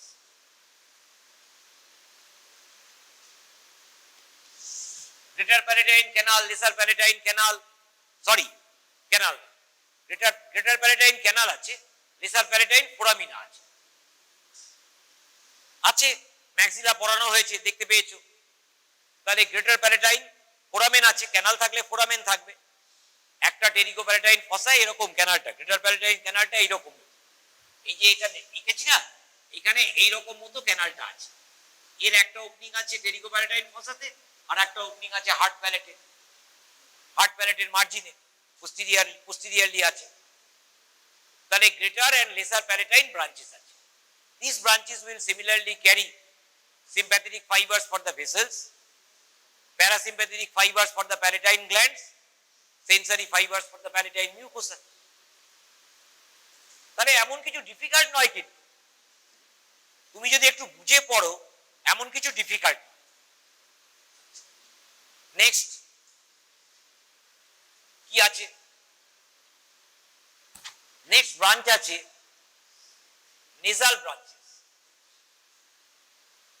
Nasal branches, বাস তুমি এইটুকু মনে রাখো, নেজাল ব্রাঞ্চেস আছে। এবার নেজাল ব্রাঞ্চেস এর অনেক নাম টাম বইয়ে দেখবে, don't go into detail of the nasal branches, বুঝেছো? মাথা তোমার খারাপ হয়ে যাবে, এমনি তো তোমরা মনে রাখতে পারো না, কাজে ওইটা পড়তে গেলে মাথা খারাপ হয়ে যাবে। তাহলে এই টেরিগোপ্যালেটাইন গ্যাংলিয়ন থেকে নেজাল ব্রাঞ্চেস আছে। Such nasal branches will supply glands in the nasal mucosa, will supply sensory fibers to the nasal mucosa, will provide fibers for the blood vessels. Nasal mucosa মানে কোন ওয়ালের মিউকোসাকে সাপ্লাই করবে এই nasal branches গুলো? Lateral wall, posterior part of the lateral wall, medial wall মানে nasal septum. ঠিক আছে, এবার নেজাল সেপ্টামের একটা নার্ভ আছে, নামটা মনে রেখো, তার কারণ ভোমারে একটা গ্রুভ আছে, এই নেজাল ব্রাঞ্চেসের থেকেই ডিরাইভ, তার নাম হচ্ছে নেজো প্যালেটাইন নার্ভ। এই যে নেজাল ব্রাঞ্চেস আছে তার থেকেই ডিরাইভ, ওইটার নামটা মনে রেখো, নেজো প্যালেটাইন নার্ভ, কারণ এটা ভোমারে গ্রুভ তৈরি করে সেপ্টাল মিউকোসাকে সাপ্লাই। তাহলে টেরিকোপ্যালেটাইন গ্যাংলিয়নের ব্রাঞ্চেস আমরা বলে দিয়েছি, মাল্টিপল ব্রাঞ্চেস আছে, from the medial aspect, from the inferior aspect, from the posterior aspect, from the superior. এবার সুপিরিয়ার অ্যাসপেক্ট থেকে দেখো, ম্যাক্সিলারি নার্ভ থেকে দুটো রুট আছে। এই যে রুটটা আছে, এই রুটটা দিয়ে সেন্সরি ফাইবারস ঢুকবে, এই রুটটা দিয়ে সেন্সরি ফাইবারস ম্যাক্সিলারি নার্ভ থেকে ঢুকবে, ঢুকে will travel via all the branches. Posterior রুটটা দিয়ে ঢুকে পড়লো, ঢুকে will travel via all the branches. সামনের যে রুটটা আছে, এই সামনের রুটটা হচ্ছে ম্যাক্সিলারি নার্ভ, বুঝেছো? তাহলে ম্যাক্সিলারি নার্ভের কি ব্রাঞ্চেস হলো? ম্যাক্সিলারি নার্ভের ব্রাঞ্চেস বলতে গেলে তোমাকে তখনই টেরিকোপ্যালেটাইন গ্যাংলিয়নের কথা বলতে হবে। টেরিকোপ্যালেটাইন গ্যাংলিয়নের যে branches, this are secondarily branches of maxillary nerve. Maxillary nerve প্রপারের তুমি কি ব্রাঞ্চ পড়েছো বলো তোমার প্রিভিয়াস নলেজ থেকে? হ্যাঁ, এটা কন্টিনিউড হবে, বেশি ফাইবার কন্টিনিউড হবে অ্যাজ ইনফ্রাঅরবিটাল নার্ভ, আলটিমেটলি বেরিয়ে আসবে, বেশি থ্রু দ্য ইনফ্রাঅরবিটাল ফোরামেন, এটা দিয়েই বেরিয়ে আসবে, কিন্তু এইখানে ইনফ্রাঅরবিটাল গ্রুভ এবং ক্যানালে থাকাকালীন ইনফ্রাঅরবিটাল নার্ভটা, ওই যে সায়ন বলল, ওই ব্রাঞ্চ দেবে, anterior superior alveolar nerve, middle superior alveolar nerve. Anterior and middle superior alveolar nerves, আমি একসঙ্গে বলছি, anterior and middle superior alveolar nerves carries fibers of maxillary, but they are branches from the infra, which is a continuation of maxillary. তাহলে হয়ে গেল, এইখান থেকে আমরা middle আর anterior superior পাবো, এরা আপার জয়ের সামনের দিকের দাঁতগুলোকে সাপ্লাই করবে, ইনসাইজার, ক্যানাইন, প্রিমোলার ইত্যাদি হলো, adjoining gums. Regarding the zygomatic branch, ধরো জাইগোম্যাটিক ব্রাঞ্চটাকে আমি এইরকম দেখাচ্ছি, এইটা জাইগোম্যাটিক ব্রাঞ্চ।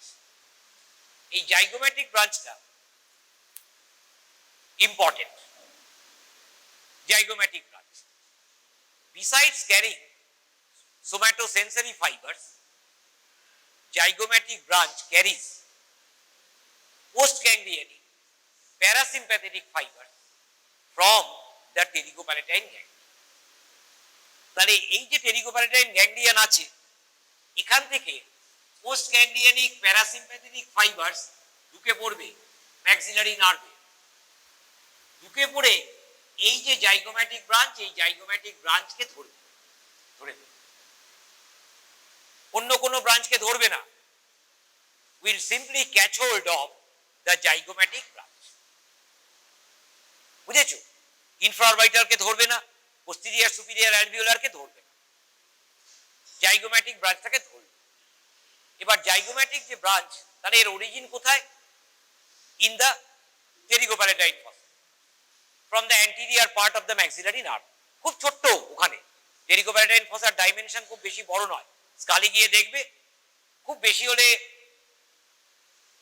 আমি গেস করতে পারছি না, not more than 1.5 centimetre, it might be less, 1.25 সেন্টিমিটারও হতে পারে। দেখবে কি ওইটুকুই হচ্ছে trunk of the maxillary length.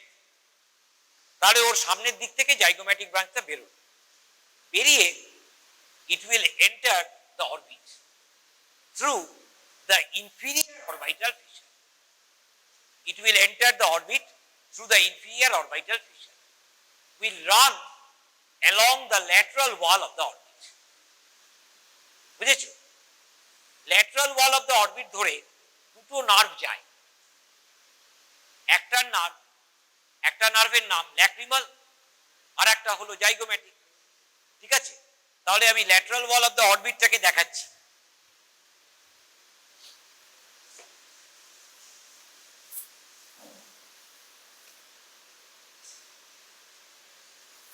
ধরো এইটা ল্যাটারাল ওয়াল অফ অরবিট, এটা ল্যাটারাল ওয়াল অফ অরবিট, এটা ল্যাটারাল ওয়াল। এই ল্যাটারাল ওয়াল অফ অরবিটে উপরে সুপিরিয়র অরবিটাল ফিশারের ল্যাটারাল কম্পার্টমেন্ট দিয়ে অপথ্যালমিক নার্ভ থেকে ল্যাক্রিমাল বেরিয়েছে, সেই ল্যাক্রিমালটা এগিয়ে যাবে এইরকম ভাবে ল্যাক্রিমাল এগিয়ে যাচ্ছে, ল্যাক্রিমাল এগিয়ে যাচ্ছে। এইখানে বসে আছে ল্যাক্রিমাল গ্ল্যান্ড, এই ল্যাক্রিমাল গ্ল্যান্ডটা বসে আছে এইখানে, ল্যাক্রিমাল নার্ভ এগিয়ে যাচ্ছে along the upper part of the lateral wall, enters the orbit through the lateral compartment of the superior orbital fissure. Inferior orbital fissure দিয়ে জাইগোম্যাটিক নার্ভটা ঢুকে পড়লো, ঢুকে পড়ে এই এগোচ্ছে জাইগোম্যাটিক। প্যারাসিম্প্যাথেটিক মোটর ফাইবার্স, আমি যে ফাইবার্স গুলো এঁকেছি এরা parasympathetic motor fiber from the pterygopalatine ganglion. এই ফাইবার গুলো এই ল্যাক্রিমালকে ধরে ফেলে, ল্যাক্রিমালকে ধরে, বুঝেছো? সেন্সারি ফাইবার্স গুলো এগিয়ে যাবে, এরা হচ্ছে সেন্সারি ফাইবার্স, এরা সেন্সারি ফাইবার এগিয়ে যাবে, ল্যাক্রিমালকে ধরবে না। এবার sensory fibres will seek a foramen in the lateral wall of the orbit. নাম কি? Zygomatic orbital foramen or foramina. ঠিক আছে, ওই ফোরামেন দিয়ে ঢুকবে, ঢুকে জাইগোম্যাটিক বোনের ভেতরে দুটো ব্রাঞ্চে ভাগ হবে, একটা জাইগোম্যাটিকো ফেসিয়াল এইখানে বেরিয়ে আসবে, আর একটা জাইগোম্যাটিকো টেম্পোরাল এখানে বেরিয়ে আসবে। তাহলে এইখানকার স্কিনকে সাপ্লাই করার জন্য এই সোম্যাটো সেন্সারি ফাইবার্স গুলো এলো। প্যারাসিম্প্যাথেটিক ফাইবার্স গুলো ল্যাক্রিমালকে ধরলো, will provide secretomotor fibers to the lacrimal. তাহলে টিয়ার সিক্রিশনের জন্য যে ল্যাক্রিমাল গ্ল্যান্ড আছে তার ফাইবার্স গুলো কোত্থেকে এসছে? From a component of the superior salivary nucleus. Superior salivary নিউক্লিয়াসের ভেতরে একটা ক্লাস্টার অফ সেলস আছে which are meant for supplying the lacrimal gland. তাকে অনেক সময় আমরা ল্যাক্রিমেটরি নিউক্লিয়াস বলি। It is part of superior salivary nucleus. Most of the neurons are meant for supplying salivary glands, submandibular, sublingual. But a few neurons in the form of a cluster, ঠিক আছে, will be going via what? Greater superficial nerve, greater superficial petrosal nerve, nerve of pterygoid canal, pterygopalatine gang. কিন্তু branches দিয়ে leave করলো না, কি করলো? এই যে অ্যান্টেরিয়র রুট ম্যাক্সিলারি নার্ভের তাকে ধরে ফেলে, ধরে ফেলে ম্যাক্সিলারি নার্ভের ব্রাঞ্চকে ধরলো, জাইগোম্যাটিক ব্রাঞ্চ, ল্যাক্রিমালকে ধরলো, ধরে এই পুরো পাত্রে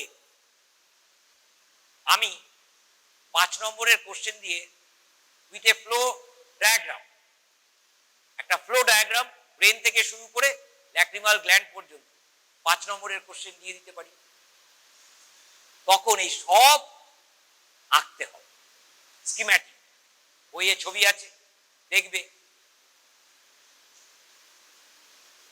কাজেই বোঝা অনেকে আছে বোঝা নামিয়ে ফেলেছে অলরেডি, সবকিছু আমি মোরাললেস বলে দিয়েছি। তাহলে ম্যাক্সিলারি ডিভিশন হয়ে গেছে। আমার শরীরটা ভীষণ খারাপ যার জন্য আমার 10 মিনিট দেরি হয়েছে, বুঝেছো? Gene chromatography is used for not only isolation of different proteins or substances, big molecules, but also it's just like an electrophoresis we use for separation of biomolecules. Gene chromatography is used for separation of further bigger molecules, large proteins. Okay, large proteins cannot be electrophoresis properly. So large proteins can be separated by. So for that purpose, generative process is used. Now, it can also be used for determination of roughly, not exactly, the molecular weight of the protein.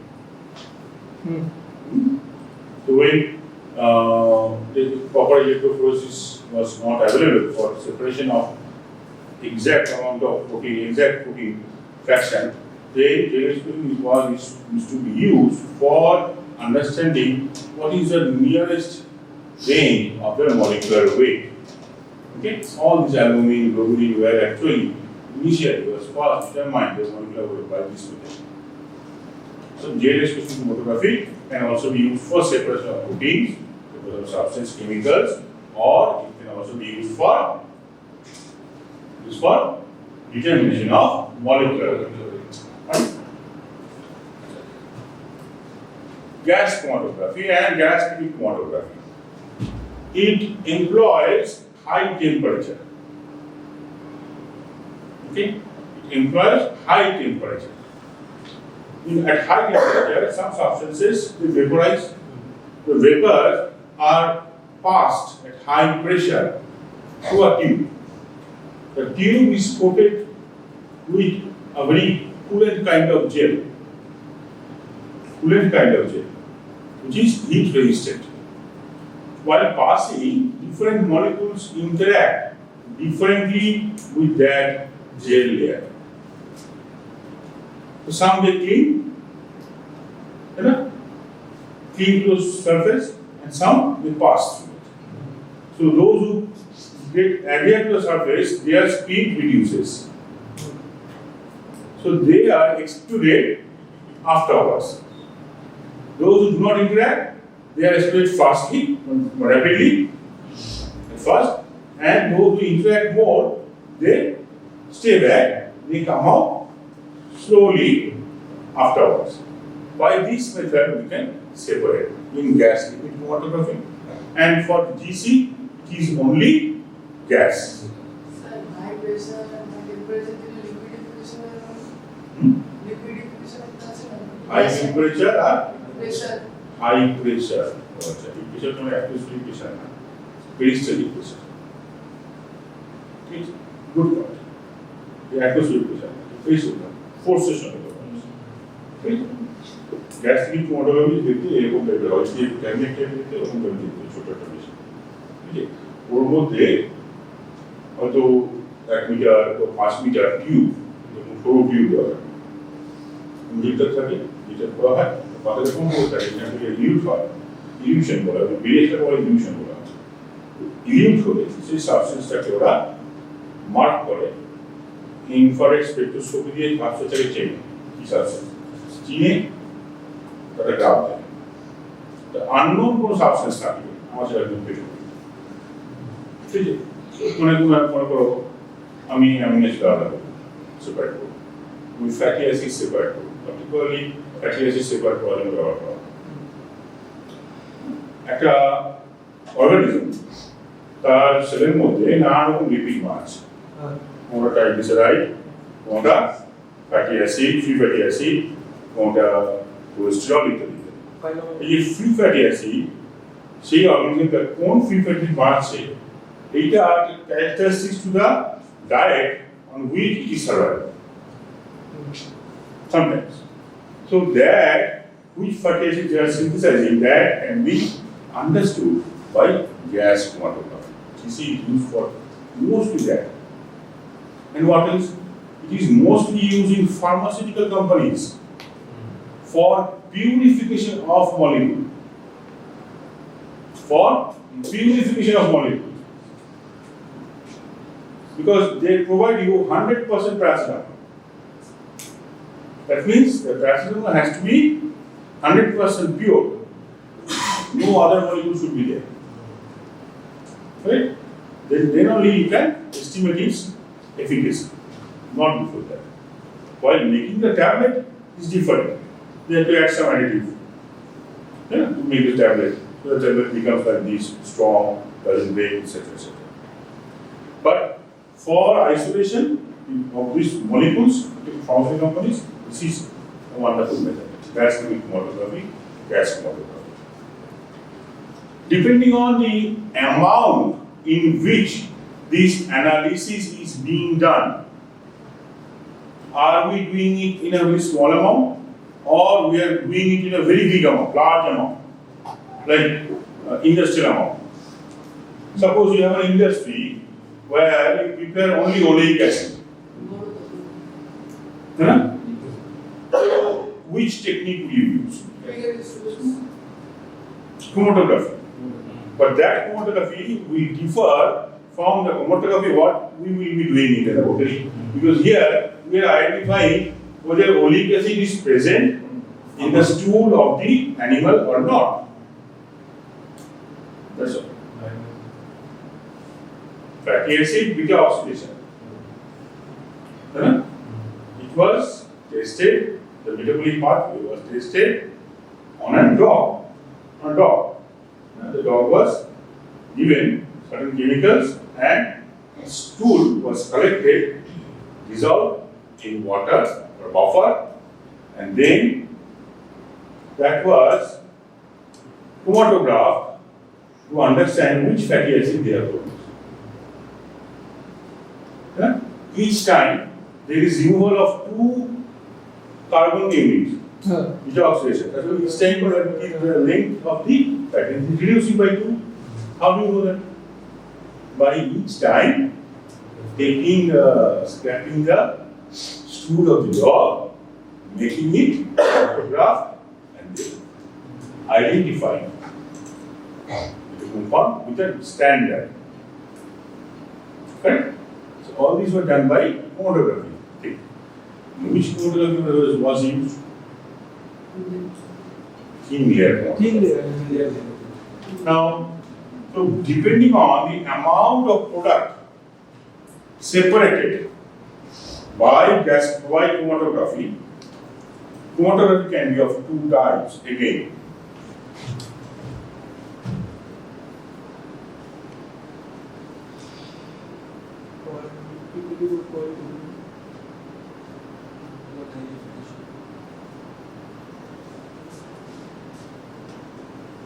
Analytical and preparative.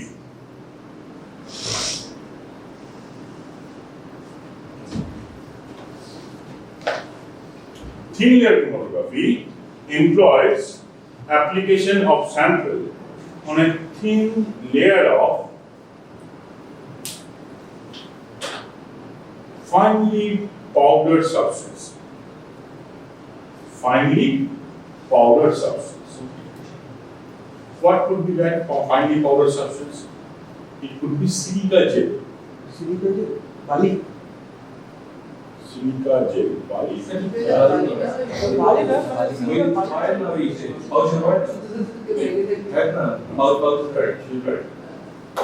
gel is white in color. So silica gel or alumina powder. Alumina powder na. Bauxite থেকে পাওয়া Alumina formula what? A2O3 बस ये जानने चाहिए. bauxite থেকে পাওয়া যায় और जान रहा bauxite alumina powder or silica gel. Easy. Okay. The thickness is usually 0.2 millimeter, 0.1, 0.2 millimeter. For analytical purposes. For preparative purposes, it could be 2 millimeter, 10 times more than that. 10 times more. Okay? We 2 millimeter আমরা ঠিক করে দিই লেয়ারটাকে, then we can separate more amount of substance. Clear? This is how you can prepare what? Preparative chromatography.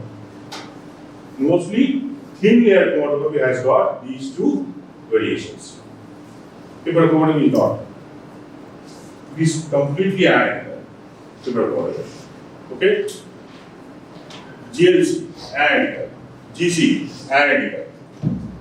Gel exclusion chromatography can be used for preparative chromatography. Affinity chromatography can be used for preparative chromatography. Ionization chromatography can be used for preparative chromatography. Fine? All these you will receive as short notes. Any of these techniques alone might come as short note. GC and GLC will never come. So I am telling you very shortly about it. But paper chromatography, thin layer chromatography, gel exclusion chromatography, affinity, and ionization might come as short note. 3 marks. So ionization chromatography contains ion exchanger. Ion exchanger. What is their setup? The instrument setup is like it's a 1 meter long tube, like that. Okay?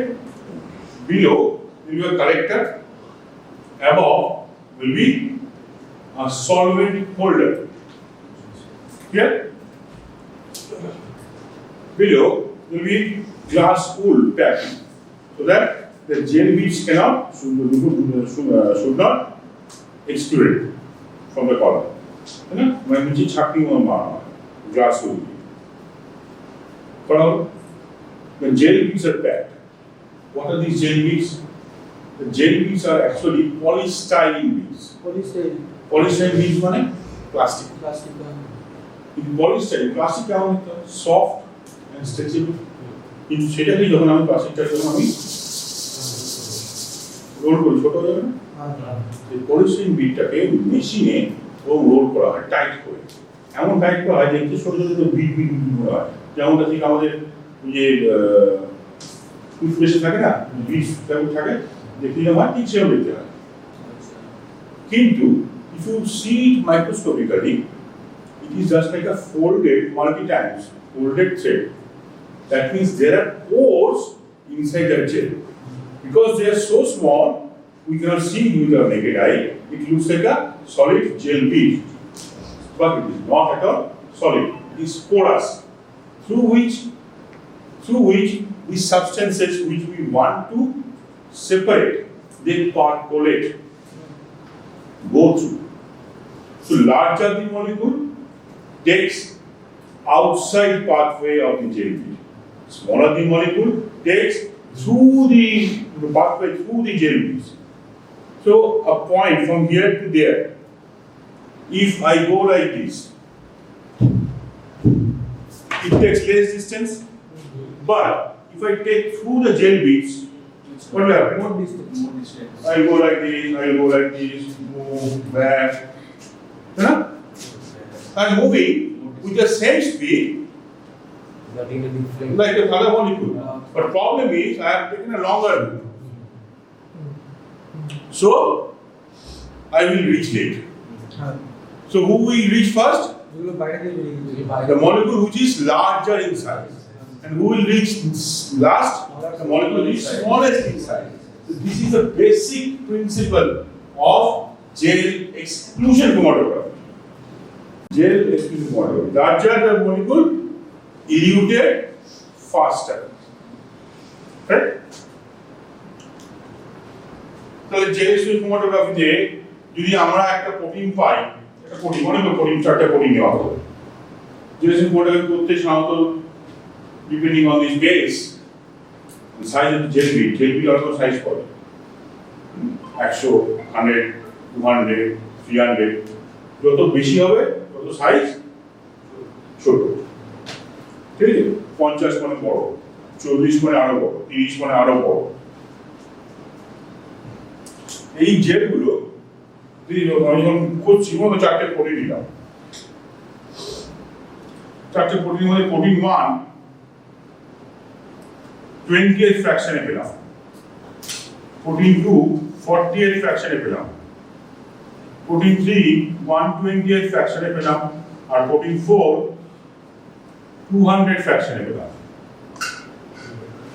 ঠিক আছে, তাহলে molecular weight wise কার molecule কোথায় কত হবে? 200 ফ্র্যাকশনটা সবথেকে বেশি হবে। হ্যাঁ 200 ফ্র্যাকশনটা সবথেকে বেশি হবে। আর সবার আগে পৌঁছে গেছে লার্জার মলিকিউলটা। 200 ফ্র্যাকশন উল্টো বলি। না সবথেকে কমটা সরি 20 ফ্র্যাকশনটা সবথেকে বেশি হবে। হ্যাঁ তাই না? 200 comes after 20। হ্যাঁ তাহলে প্রথম ফ্র্যাকশনে কিছু নেই, সেকেন্ডে নেই, থার্ডে নেই, একেবারে একটা ফ্র্যাকশন দেওয়া হয় 1 ml 1 ml। তো 5 ml করতে পারি, যদি লম্বা হয়। তো যদি 20 ফ্র্যাকশন হয় 1 ml, তাহলে কি 20 ml পাবো। যদি 20 ফ্র্যাকশনের প্রত্যেকটা ফ্র্যাকশন যদি 5 ml হয়, তাহলে 100 ml পাবো, তাই তো? তাহলে 20 ফ্র্যাকশন যেটা পাবো সেটা হচ্ছে লার্জেস্ট, সবচেয়ে বড়। ঠিক আছে, সে মনে করো 40,000, 40 এটা হল মানে 80,000 কমবে তো। ও আর্ধেক হয়ে যাবে হ্যাঁ হ্যাঁ 20,000 এর 3 গুণ অন্তর দিয়ে ভাগ করতে হবে 6 সামথিং 6 কিন্তু গ্রাফটা এরকম হয়।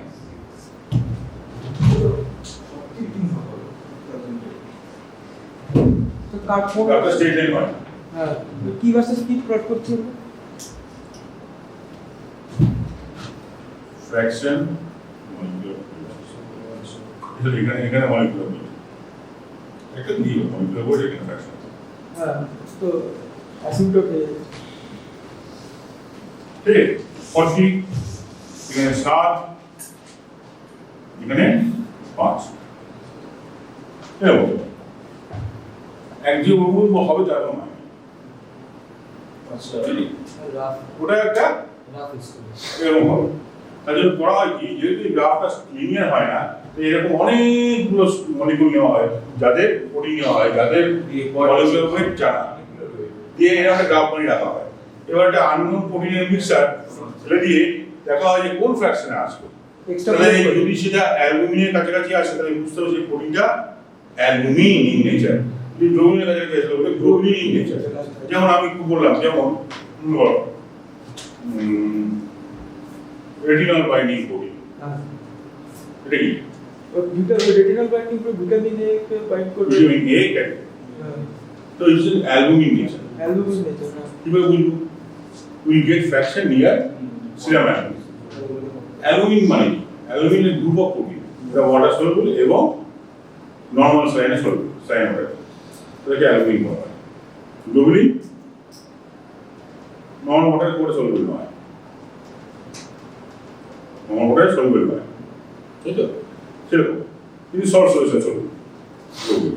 সেরকম তাহলে অ্যালুমিন সে মনে রকম আছে, যেমন সিরাম অ্যালুমিন, ল্যাক্ট অ্যালুমিন, ওভো অ্যালুমিন, রাইট? এই যে এমনি প্রি অ্যালুমিনস, মানে অ্যালুমিনিয়াম আগে যাবে মলিকুলার ওয়েট, তাই না? আচ্ছা, এটা গেল। তাহলে affinity genetic model is used for this thing, okay? Affinity chromatography, it is used to separate substances based on their biological affinity, based on their biological affinity. Chemical affinity not, biological affinity. কিরকম? পৃথিবীর সবচেয়ে দুটো highly affinity containing substance হচ্ছে এবিডিন আর এবিডিন আর image সাদা অংশ কি থাকে? হ্যাঁ সবুজ হলো ইমেজ সাদা অংশ কি থাকে? বায়োটিন আর ইমেজ সাদা অংশ থাকে এবিডিন আর হলুদ লাগে বায়োটিন। বায়োটিন আর এবিডিন হচ্ছে highest affinity containing substance in the world. আচ্ছা তাহলে কোনো একটা কম্পাউন্ডে যদি বায়োটিন লাগিয়ে দিই, আর জেল বিটি বলি এভরিথিং লাগিয়ে দিই, তাহলে মিক্সচার থেকে আমরা আলাদা করতে পারবো। হ্যাঁ যে কম্পাউন্ডের বায়োটিন আছে সেই এনজাইমটাকে আলাদা করার জন্য আমার টিএলসি করার দরকার নেই, জেএসএল করার কোনো দরকার নেই, আমি কলাম অ্যাপেন্ডিং কলাম মডেল করব তুই এভরিথিং আছে এরকম সাবস্টেন্স জেলের মধ্যে ওই পলিসিন বিডি নেব, পলিসিন বিডের মধ্যে এভরিথিং লাগিয়ে দেবো বা অপোজিটটাও ওই কোনো দিকে থাকবে। হলো, this is one way of using affinic model. This is one example. The biochemical activated column can be used for separation of substances based on biotin, ABD, biological affinity. Sentence. Complete. Job. Next, higher type. Here is বেশি বলি তো দিয়ে কি মানে জিনিস তো বড় মন পর করে রেখে থাকবে বলা অলিগো সিটি চেইন। এবার মনে করো eukaryotic RNA, what are the salient features of eukaryotic RNA? Single mRNA. Standard হবে eukaryotic mRNA সিঙ্গেল স্ট্যান্ডার্ড হবে, তারপরে এক্সন ইন্টন আর হবে, একটা হচ্ছে যে তার মধ্যে 5 প্রাইম ক্যাপিং থাকবে আর একটা পলিএটেল হবে, পলিএটেল হবে। তাহলে অলিগোটি কি হবে? পলিএটেল এখানে যেমন একখানা টি টি টি টি লিখে রয়েছে, তাহলে যে আরএনএ গুলোর মধ্যে পলিএ থাকবে সেটার সঙ্গে অ্যাটাচ হয়ে যাবে, অ্যাটাচ করবে, কলামে পাঠিয়ে দিলেন, ঠিক আছে হয়ে গেল। বায়োটিন এভরিথিং দিলে কি সমস্যা হয়? ওকে বার করতে হলে ওই এভরিথিং ও বায়োটিন সমেত বার করতে হবে, আলাদা করবে কেমন আছে কেমন থাকে তাই না, মৃত্যুর পরেও জড়িত থাকবে। এই সিনেমাটা কেমন কোনটা কোনটা? আমি এখানে প্রথম সিনেমা ও মৃত্যুর পরেও আলাদা করে আরো সিনেমা হচ্ছে এই অলিগোটি কি সেরকম হয়, এটা আমরা সেপারেট করতে পারি। একটা মিক্সচার অফ আরএনএ নিলাম, তার মধ্যে থেকে ইউক্যারিওটিক আরএনএ সেপারেট করবো, ডিএনএ সেপারেট করবো না, কিছু হয় ভাবে মিক্সচারে রাখলাম, ওরকম চেম্বার ওই অ্যাফিনিটি মোডে আমি খুব বড় হয় না কলামটা, 1/2 মিটার হয়, 1/2 মিটার। জেল স্টুডেন্টের জন্য ইউজুয়ালি 1 মিটার, ডায়ামিটার চেঞ্জ হতে পারে ফর মেকিং ইট প্রিপারেটিভ। যদি প্রিপারেটিভ করতে চাই তাহলে column chromatography, gel student chromatography diameter change হয়, লিঙ্ক করতে পারে না, লিঙ্ক বাড়ালে অন্যরকম প্রয়োজন বাড়বে, আরো বাড়বে, আমার তো দরকার অ্যামাউন্টটা বেশি, ডায়ামিটার বাড়বে to make it preparative for my article, ঠিক আছে। আচ্ছা, অ্যাফিনিটি ক্রোমাটোগ্রাফির ক্ষেত্রে এটা করা হয় কিরকম, হাফ অর্ধেক থাকে, উপরে একখানা স্যাম্পল কালেক্টর থাকে, স্যাম্পল দিয়ে দিই, তারপর আস্তে আস্তে ওখানে অ্যাবজর্ব করে নিল, এই প্রসেস হলো অ্যাবজর্পশন প্রসেস, ঠিক আছে। অ্যাবজর্পশন করে নিল, করে নেওয়ার পর আমরা এখন ভাবছি কিন্তু অ্যাবজর্পশন করে নেওয়ার ঠিক আছে মনে করছি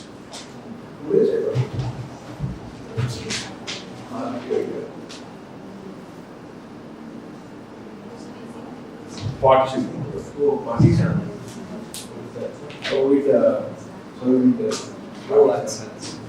আর মতলব কি ধরনের আর ये তো দেখি বলে ভুলে যাও, আচ্ছা আর না করে মাঝে আলাদা হয়ে যেত আর পায়ের আরে আর দেখি বলে ভুলে যাও, two sets, তাই না? When your memory is replaced by something else, which is incorrect, it's for forgetting. আর তো আছে আমাদের কাছে আর পার্টিশনের আর যেটা আছে না রেক্স বুঝে হলো, আচ্ছা তো ফাইন। এবার when we are separating oligoDT from a column, using oligoDT column for separating eukaryotic mRNA, how to release them? প্রথমে আমরা দিলাম চার্জ করার পরে আমরা ইউটিং বাফার করা হয়, মানে ধোয়ার জন্য একটা বাফার দেওয়া হয়। সেখানে already নন-স্পেসিফিক RNA or some particles are used. What is left? Only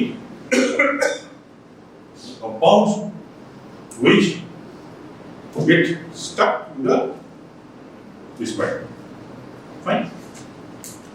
How to release them? Change the pH of the buffer. PAT buffer and pH change করে দাও, বাড়িয়ে দাও, অ্যালকাইন করে দাও। কি হবে?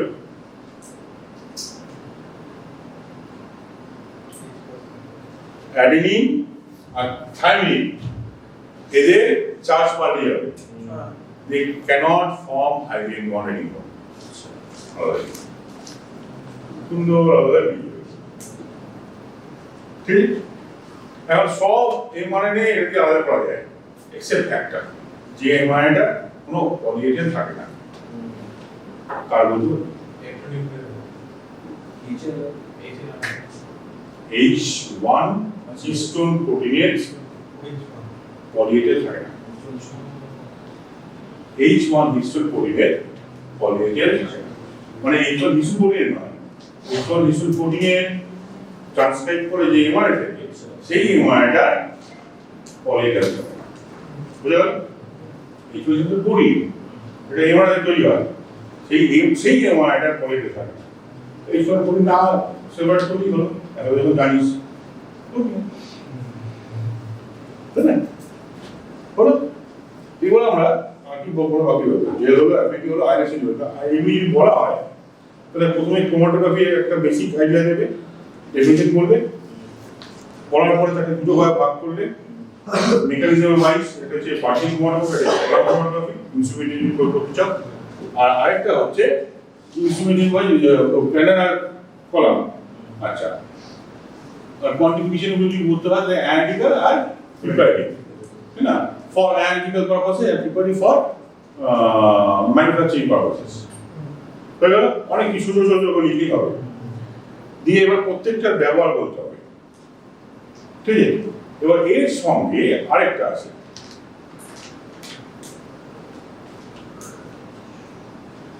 পরে পার্টিশন ক্রোমাটোগ্রাফি আন্ডারে ये paper chromatography, linear chromatography, GC, एগুলো সব হচ্ছে পার্টিশন ক্রোমেটোগ্রাফি। এগুলো হচ্ছে অ্যাট্রোফি ক্রোমেটোগ্রাফি। ঠিক আছে, এবার আমি একটা এক্সাম্পল দেবো, এটা একটা অদ্ভুত।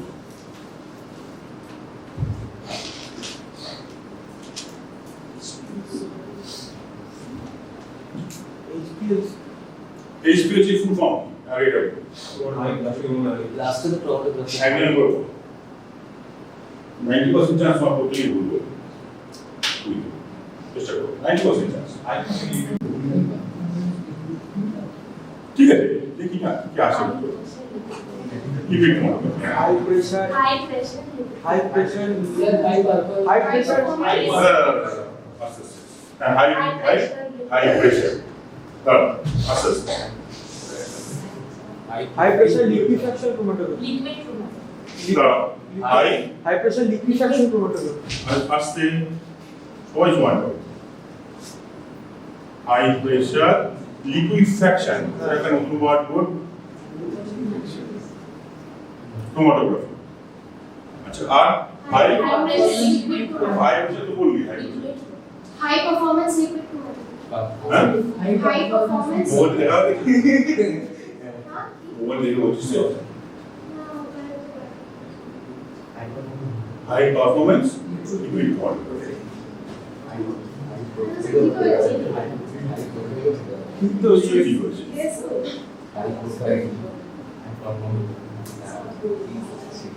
It is not pressure but performance.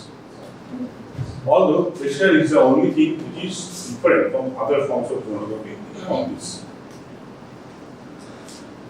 Fine? High performance liquid chromatography. Now this is used in a 1 foot column. 1 foot or less than that actually. 30 centimetre মানে 30 সেন্টিমিটার হয় or 130.5 সেন্টিমিটার মানে 1 feet 28 সেন্টিমিটার সে হয় ঠিক আছে but the column is made up with steel jacket very strong with a fine nozzle through this and liquid mixed with all the substances which we want to analyze is pushed through that nozzle at very high pressure. Now, at this high pressure, peristaltic pressure, this pump is used. It's like around 50 Pascal pressure is applied. So this high pressure is applied to the pump. If the gel beads are made up of polystyrene, what will happen? So it collapse. It becomes solid and infringing. No one can perforate. So carbon particles are used. CM, carbon particles. C18, C16, C22. Higher the number, smaller the size. C18, usually C16 or C18 is used for separation of hemoglobin. Second, they are nothing but carbon. Why? Because carbon is the hardest on Earth. But do not find think that diamond is inside and break it. No, there is no diamond. Black color, carbon compound. Okay? There is no diamond inside. Don't break it. For steam diamond. So it's a form of carbon, but very hard. This cross section যে ছবি দেখেছো, this is not the right picture. সবসময় circular, যা কিছু হবে circular. তার anteriorly আর posteriorly, anteriorly যে পার্টটা পাবে দ্যাট ইজ কর্নিয়া। কর্নিয়া যেটা তুই দেখতে পাচ্ছিস কর্নিয়া, এটা হচ্ছে স্ক্লেরা। স্ক্লেরা এই পার্টটা আউটার মোস্ট লেয়ার, তার মানে আউটার যে পাবি যার কিছু কর্নিয়ান স্ক্লেরা সেটা হচ্ছে ফাইব্রাস তার ভেতরে যা কিছু পাবি vascular that is choroid, ciliary body and eyes. তারও ইনার এতে পাবি যেটা পাবি সেটা হচ্ছে রেটিনা, দ্যাট ইজ নার্ভাস। এবার রেটিনার 10 লেয়ার্স আছে, outer pigment epithelium, rod cone cell, ganglion cell, bipolar cell আর হিজিবিজি আছে। আর এই যে এইখানটা যেটা থাকবে সেটা হচ্ছে ভিট্রিয়াস বডি, ভিট্রিয়াস হিউমার। আর হ্যাঁ, এইদিকে এইভাবে আসবে আইরিস, আইরিসের সামনে কর্নিয়া, এইখানটা বসে থাকবে lens. Iris divides the anterior মানে একদম anterior compartment two chambers, anterior chamber, posterior chamber, ঠিক আছে? আর আইরিসের মাঝে যে ছোট অ্যাপারচার দ্যাট ইজ পিউপিল। এইবার আমাকে বল, এই অরবিটাল ক্যাভিটি তোরা সবাই জানিস, অরবিটাল ক্যাভিটি বা bony orbit, it formed by different bones, seven bones. তার আবার roof, floor, lateral one, medial one, and margin. Lateral margin, supraorbital margin, infraorbital margin, medial margin অতটা ইম্পর্টেন্ট নয়, মানে দেখা যাচ্ছে না, মার্জিনটা অত প্রমিনেন্ট না। তাহলে একটা জিনিস, এই অরবিটের মধ্যে শুধু কি আই থাকে? Only eye? বল এক্সট্রাকুলার স্ট্রাকচার গুলো বল। আইলিড বল আগে। Eyelid is not a part of the eye, এটা ভাগ না, লিড হিসেবে কাজ করে। Tarsal plate, superior tarsal plate, inferior tarsal plate, সেটা তৈরি করে অরবিটাল সেপ্টাম। টার্সাল প্লেটে এই সমস্ত মাসেলস গুলো অ্যাটাচ হয়, অর্বিকুলারিস অকুলি, লিভেটর প্যালপিব্রি সুপিরিয়রিস, এবং এই আইলিডের মধ্যে কিছুটা কনজাংটিভা ঢুকে আছে, দ্যাটস কল্ড প্যালপেব্রাল কনজাংটিভা। আর কনজাংটিভা আছে স্ক্লেরোকর্নিয়াল জাংশনে বালবার কনজাংটিভা, এটা conjunctiva part. But main part হচ্ছে sclera cornea, outer coat, inner coat হচ্ছে বললাম থ্রোয়েড, সিলিয়ারি বডি আর আইরিস। এগুলো সব ব্ল্যাক। কেন black? You just suppose eye as a camera. Light reflection হবে, internal reflection. To stop the internal reflection, the interior of the eye is black, মানে choroid. এই জন্য রেটিনাতে দেখবি পিগমেন্ট এপিথেলিয়াম is there. তাহলে any idea about optic cup? ওই তো ওই গ্যাংলিয়নিক sell যেটা আছে, যেখানে অপটিক নার্ভ ঢুকছে স্ক্লেরাকে ভেতরে,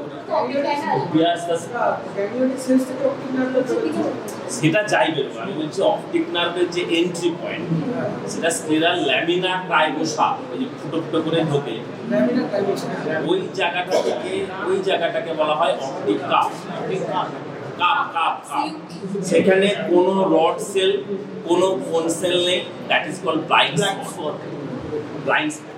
তার ঠিক ধারেই পাবি ম্যাকুলা লুটিয়া, তার উপরে একটা সেন্ট্রাল ফোবিয়া সেন্ট্রালিস, মানে পেটে ছিল মুখে আর না না ঠিক আছে বলছে ভালো, ফোবিয়া সেন্ট্রালিস। কিন্তু আমাদেরকে দেখতে হবে কি যে আই, এখানে আই ছাড়াও মানে আইবল ছাড়াও কি কি স্ট্রাকচার থাকে। আইলিড বললি, কনজাংটিভা বলি, lacrimal gland, very good, lacrimal gland is there. আর কি স্ট্রাকচার? এক্সট্রাকুলার মাসেলস। ইম্পর্টেন্টটাই বললি না, রেট্রোঅরবিটাল প্যাড অফ ফ্যাট। যে কোনো ভাইটাল স্ট্রাকচার আমরা যখন প্যাকিং করি কি করি? ফ্যাট না, আমরা তুলো কটন ফটন দিয়ে করে দিই, যাতে কি হয় নষ্ট, ডিস্ট্রয় না হয়। বিশেষ করে যেগুলো গ্লাস, মানে গ্লাস দিয়ে, গ্লাস আর কি, কাঁচের গ্লাস, বাংলা গ্লাস, সেগুলো তো চারপাশে আমরা সব ঘিরে দিই, সেখানেও ফ্যাট আছে। কিন্তু এই ফ্যাটে দ্য স্পেশালিটি অফ ফ্যাট কি? Shock absorber. সেটাও বটে। আর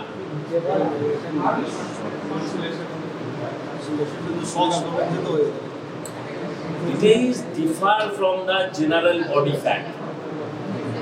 General body fat increase decrease হতে পারে। এই ভলিউমটা, the volume of the fat most of the cases, মানে most of the time constant.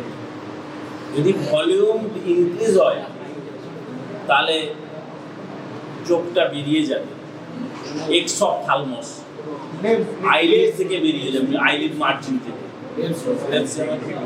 আবার যদি কমে যায় তাহলে এনঅপথালমাস, চোখটা পোস্টেরিয়রলি পুল বাই রেক্টি মাসেলস। তাহলে চোখ কেন পড়ে যায় না? আইবল এখান থেকে পড়ে যায় না কেন? Stability of the eye, muscle, ligament sir, ciliary ligament, suspension ligament, সেন্সাইড লিগামেন্ট। তাহলে সিলিয়ারি বলবে যে সাসপেনশন লিগামেন্ট। দেখ, আয়ের পেছনে, আইবলের পেছনে থাকবে একটা ক্যাপসুল, তার নাম হচ্ছে ভাসাভালভি অর টেনন ক্যাপসুল। এই ক্যাপসুলটা ওকে পুরো কভার করে রাখে। কিন্তু ক্যাপসুলের একটা ইম্পর্টেন্স আছে, ক্যাপসুল দুটো লিগামেন্টস তৈরি করে, check ligaments of the eyeball. মনে কর কোথায় পড়েছিলি? না, check ligaments of the eyeball, zygomatic বোনে অ্যান্টেরিয়র মার্জিনে একটা টিউবারকল আছে, উইথনলস টিউবারকল। সেখানে অ্যাটাচমেন্ট হবে lateral check ligaments of the eyeball, আর মিডিয়ালটা হবে anterior lacrimal crest of the maxilla. এটা মিডিয়াল চেক লিগামেন্টস। এই চেক লিগামেন্টস গুলো কে তৈরি করে? আরে ওই ফাসা ভালভের প্রলংগেশন, যখন medial rectus lateral rectus muscles গুলো অ্যাটাচমেন্ট হবে অরবিটাল মার্জিনে, সে করবে কি ফাসাল প্রলংগেশন নিয়ে যাবে along with this tendon of these muscles। ফলে এই দুদিকে দুটো চেক লিগামেন্টস, আর ইনফিরিয়ারলি থাকবে suspensory ligaments of the eyeball. আইবলটা জাস্ট এই রকম দোলে, হ্যামলক স্লিং লাইক স্ট্রাকচার। তুই যে মুভমেন্ট করাচ্ছিস যদি এটা একদম লেগে থাকতো এবং ফিক্স নয় এবং স্লিং এর মতো, eyeball nearer to superior orbital margin, supraorbital margin, inferior নয়। তুই ক্যালকুলেট করলে দেখবি আইবলের এখানে অনেকটা, কিন্তু সুপিরিয়রলি একদম দাগ লেগে যাচ্ছে। Eyeball is close to the superior orbital margin, not inferior orbital margin. Okay, আর কি সাপোর্টস করে? তাহলে পোস্টের ডিসলোকেশন হয় না কেন?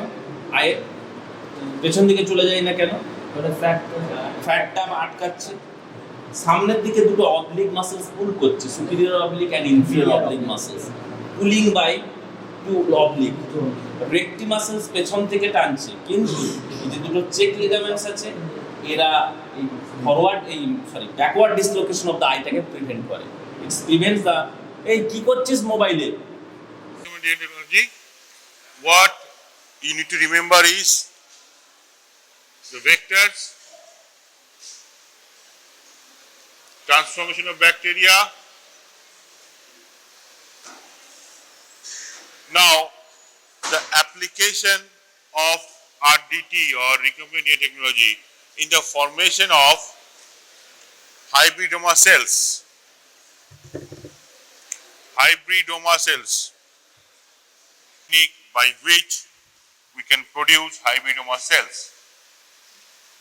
This is an important technique which was developed to produce a lot of antibodies or proteins which are required for our clinical practice or medicinal use. Fine? So for example, here we have chosen one cancerous T cell or B cell and a normal T cell or B cell. The cancer cell has property that it will never die, it's immortal, and normal T cell has a property to produce a certain type of antibody against which it was raised. Correct? So B cell is important for production of antibodies. T cell is important for production of same cell line, like a memory cell. What disease occurred in a very old, very young age, but still that memory cell, until the memory cell is there in our body, the same disease may not occur. Right? Then the immediately T cells will start producing the B cells which are destined to produce antibodies against those particular antigens. Now these T helper cell or B cells, they are conjugated together by a compound called PEG, polyethylene glycol. The property of this particular compound is it makes the cell membrane porous through which the nuclear material can go and mix, and a bigger cell is formed. From two cells, they coalesce to form a single cell. Now, this cell has got two nucleus. One nucleus from normal B cell, another nucleus from cancerous B cell. When they mix, see random chromosome loss. So that means when they mix, this is a random chance that a special type of cell will be produced which will have certain properties of cancer cell and certain property of that particular B cell. Now, which property of the B cell is required to be shown? Which is required for production of particular antibody. And the cancer cell is required to make the cell live longer, so that we need not to produce this B cell every third or fourth day in the laboratory. so that we can keep producing the same antibody, same protein for prolonged period. So the cancerous cell gives the property of being immortal, and the B cell, normal B cell, gives the property of production of particular type of antibody. This technique is called hybridoma technology. Simple.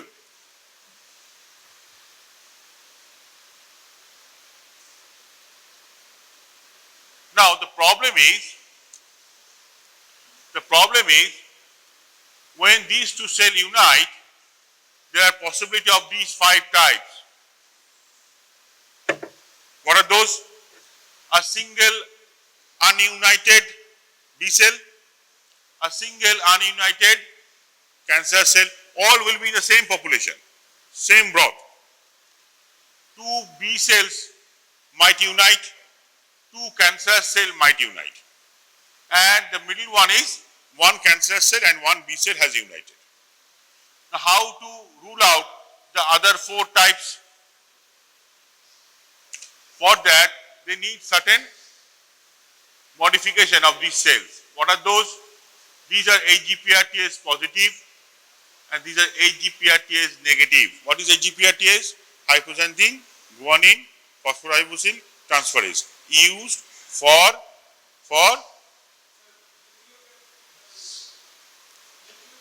nucleotide, for synthesis of nucleotides. For synthesis of nucleotide. Now nucleotide can be synthesized by de novo synthesis, and another one, the shortcut pathway. Now this AGPRT is required for a shortcut pathway. What about the de novo synthesis? For that you require thymidylate synthase. And that also will be mutated. So a cell can only survive when they will get AGPRT guanine in the medium, otherwise they cannot synthesize because that is negative. All the nucleotides should be present in the medium, then only they can survive. And moreover, these B cells should be able to produce immunoglobulin. This is Ig plus, this is Ig negative. Now when they unite, after few generations, this cell will die due to normal lifespan. This cell will die because we won't die, but it won't produce what? Antibody. And it will not survive because AGPRT is negative.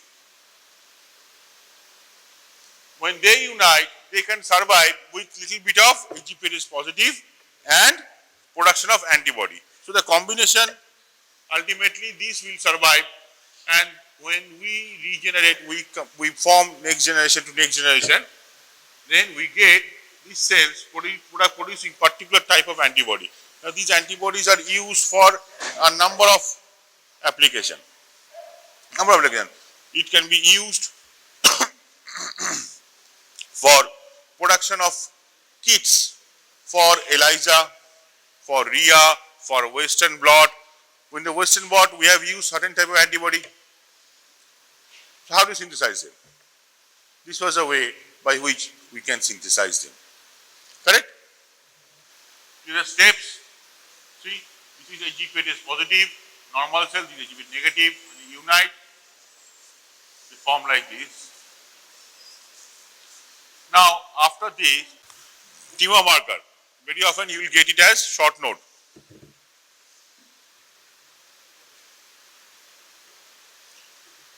A short history of tumor marker, just go through, need not to remember, never it will be asked in the examination. When you say it is very new, see the initial years. 1860, see the product, what was discovered. Baines-Jones protein. You know?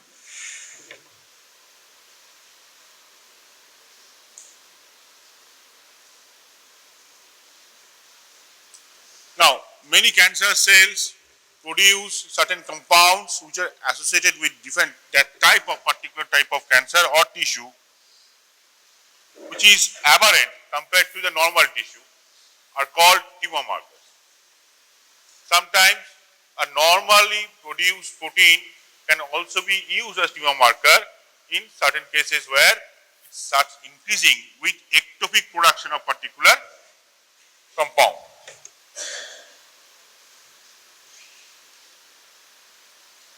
A picture of different types of tumor marker and their origin. Can we remember few of these? CA125 CEA for lung cancer, AFP alpha fetoprotein for liver cancer, PSA for prostate cancer, AFP and beta HCG for testicular cancer. Many times we receive blood samples from male patients for beta HCG. So there the prescription should be mentioned for what purpose you want to measure. You want to measure as tumor marker or as pregnancy test. If it is pregnancy test, then the patient must be female and the time of pregnancy, the period of pregnancy should be mentioned. And if you are having a male patient, then also it should be mentioned for what purpose. It is for tumor marker. Even in female also sometimes it is asked for tumor marker. For breast cancer, CA125 and HER2. For stomach cancer, CA. See? Here is CA. Here is CA. Here is CA. So, what do you feel? Are they specific? No. Non-specific. Pancreas cancer, CA125. Here, lung cancer, CA125. But you have to see what? You have to go by the symptoms. Go by symptoms. Patient comes with lung problem, CA125 high, that means probably lung cancer. That time don't think. Correct?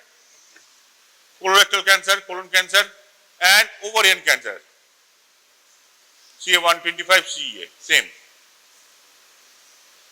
Correct? Just remember these few names, it will come again and again. Now, tumor markers can be of two types, either they are cancer specific or they are tissue specific. Cancer specific, it depends on the type of tissue or the product which is formed for the particular tissue, either in normal physiology or in particular type of cancer. So, for example, PSA is a tissue specific. It is not cancer specific. So, anything goes wrong with the prostate, it might increase PSA. That does not mean you are having prostate cancer. Clear? But tissue specific is difficult to identify because it does not show whether the particular organ is having cancer or not. Yes, but particular organ is affected, that you can make out. Rather, you can say all these markers have got very good prognostic value. Means when you start the treatment, whether it is responding to your treatment or not, that you can understand very well. Initial diagnosis, yes, you can go few steps, but the final step for diagnosis should come from the tissue biopsy.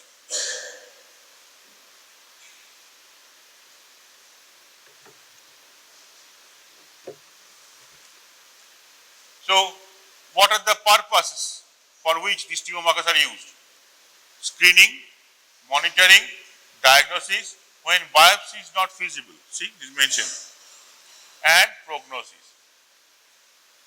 Screening, monitoring, diagnosis, prognosis. Clear? 4 points, 4 purposes.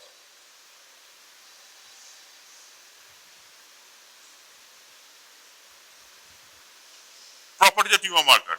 Quickly go through.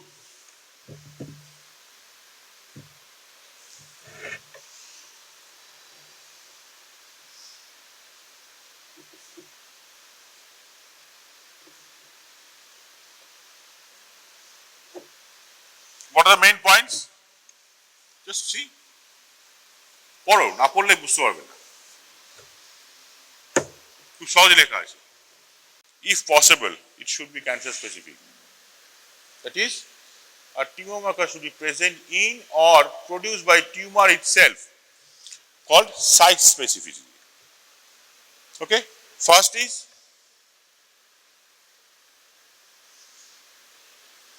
so that when they increase, we can easily detect.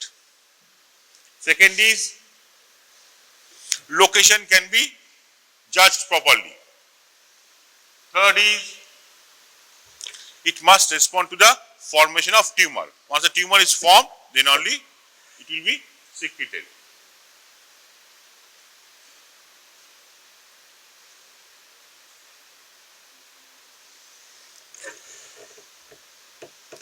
A good tumor marker, when it is produced from different tissue, should be able to differentiate immunologically. Say for example, in case of isoenzymes, the alkaline phosphatase has got several isotypes, but they can be separated by certain properties. Similarly, the tumor marker produced from different tissues should be able to separate or distinguish immunologically.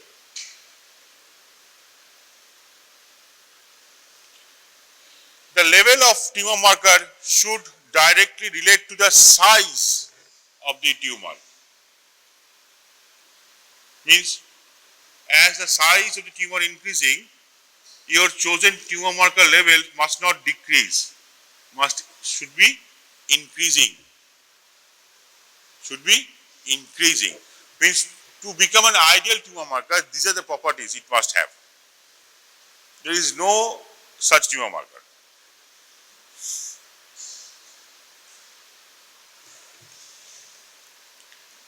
Short half-life. What is this?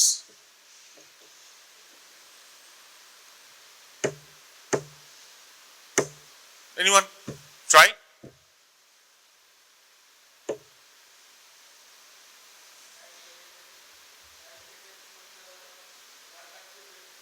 Half the amount. হ্যাঁ, এটা important কেন? কেন আমি বললাম না যে long half life বলে ভালো হতো? না, বললাম না এই জন্য যে আমি ডায়াগনোসিস তো করলাম, ঠিক আছে আপনার অমুক জায়গায় ক্যান্সার আছে, ট্রিটমেন্ট করলাম। যদি হাফ লাইফ বেশি হয় তাহলে ট্রিটমেন্টে রেসপন্স করছে কিনা বোঝার জন্য আমাকে 1 বছর ওয়েট করতে হবে। যদি হাফ লাইফ কম হয় আমি বলবো 2 সপ্তাহ পরে আসো, 2 সপ্তাহের মধ্যেই কমে যাবে। তাহলে বেশি হলে কি হবে? 3 মাস পরে আসতে হবে, তাই না? তাহলে শর্ট হাফ লাইফ হলে প্রগনোসিসটা ভালোভাবে মনিটর করা যাবে, মনিটরিং পারপাস।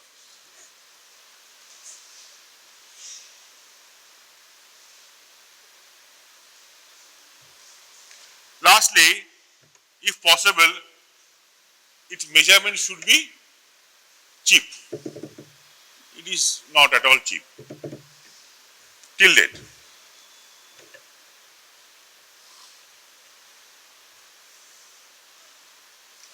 এটা জিজ্ঞেস করে classify tumour markers, enzymes, hormones, oncofetal antigens, tumor associated protein or TAP, receptors and genetic tumor markers.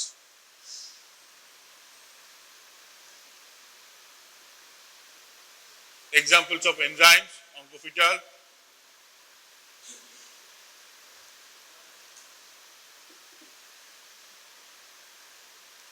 alkaline phosphatase and acid phosphatase. Hormones, calcitonin. These are for prostate cancer, acid phosphatase, prostate cancer, alkaline phosphatase for liver cancer. Hormones, calcitonin for thyroid cancer. Oncofetal antigens, AFP, CA, colorectal cancer and liver cancer. TAPs, carbohydrate epitopes recognized by monoclonal antibodies, CA, 15-3, 19-9, CA 125. তিনটি মনে রাখতে হবে, all are important throughout your life লাগবে। receptors, estrogen and progesterone receptors. Are they markers? Yes. Estrogen receptors are marker for breast cancer.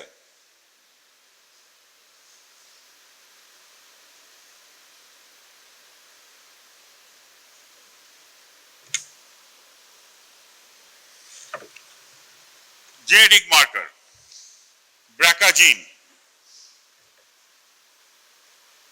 1 and 2 have been linked to breast and ovarian cancer.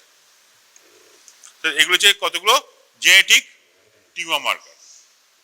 তাহলে at least এইটা এই 6টা class এবং তাদের নামগুলো এক্সাম্পলগুলো মনে রাখতে হবে।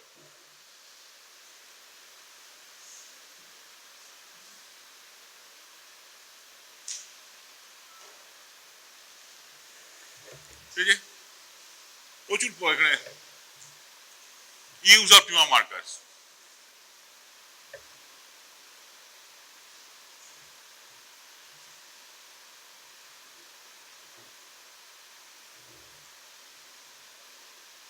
This is a bit difficult for staging.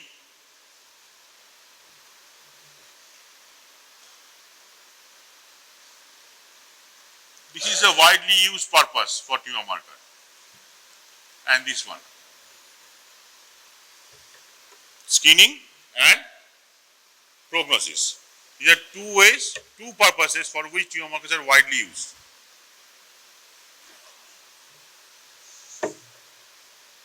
পড়ে নাও একবার। PSA is used mostly for prognostic factor and monitoring of recurrence and response to treatment. Screening এর ক্ষেত্রে সবসময় এটা অতটা এফেক্টিভ হয় না, যদিও একটা আইডিয়া দেয় যে হ্যাঁ ইট মাইট গো রং, বাট স্ক্রিনিং এর ক্ষেত্রে সবচেয়ে বেশি এটা কাজ দেয় না, প্যাপটা কাজ দেয়। This is most important and this one after treatment, whether it is recurred or it is responding to treatment, you can make out with the PSA level. Normal level is given.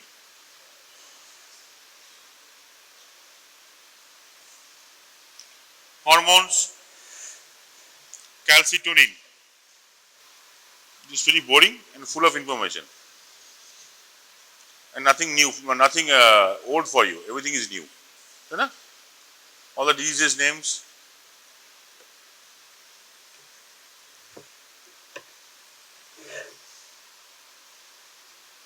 Normal level between 100 to 150 picogram per ml.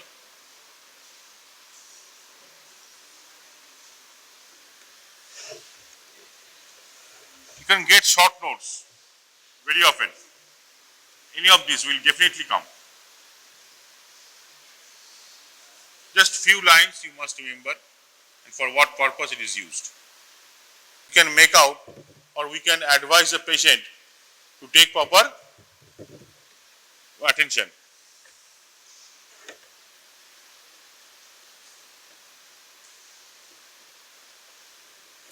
See, the levels are so small, so minute normally. It is very difficult to measure them.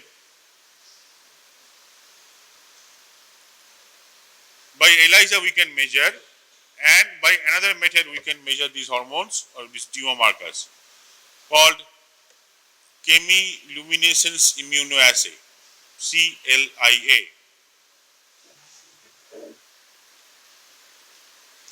See the amount, less than 7 nanogram per ml. It's very difficult to estimate in normal patient.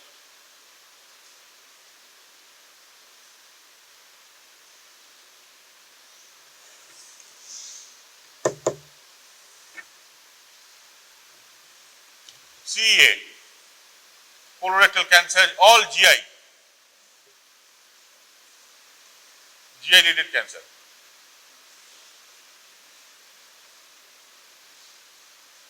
So what is the difference here? Smokers have more.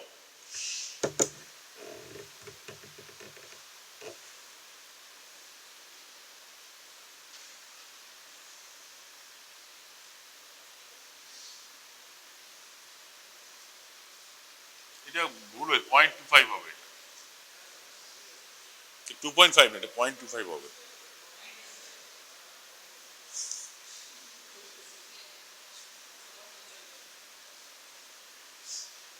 Otherwise, smokers will be happy.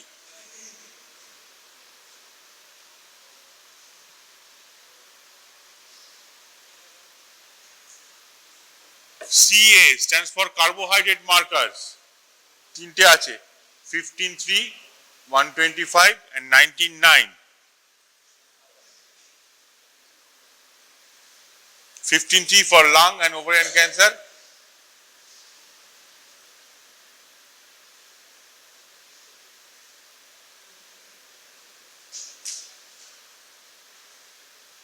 It is not useful for diagnosis, rather after the treatment starts, it is for monitoring therapy. Okay, লিখি হলো। Pancreatic, lung, breast cancer. In some cases of colorectal cancer also it increases.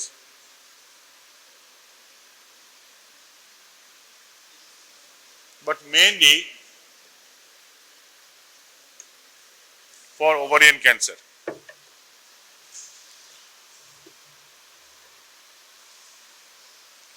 An elderly lady with high level of CA125 and history of bleeding. Question comes, can ferritin be used as tumor marker? Answer is yes. For certain Hodgkin and non-Hodgkin leukemia, liver and lung and breast cancer. Actually, ferritin level increases as a response of inflammation. So in these cancerous conditions, there are inflammation which increases the ferritin level. Monoclonal antibodies, paraproteins in multiple myeloma. Estrogen and progesterone markers. This is important for staging of cancer, breast cancer. And on these, the treatment of breast cancer also depends. Patients with positive receptor levels tend to survive longer. Okay? So these are very important discoveries.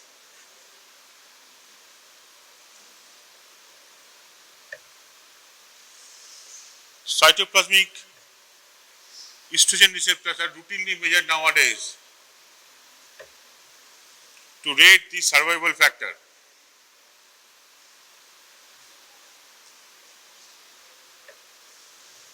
Just keep a copy of this if possible. The genetic part, the cancer part in your syllabus normally deals with these questions. Okay?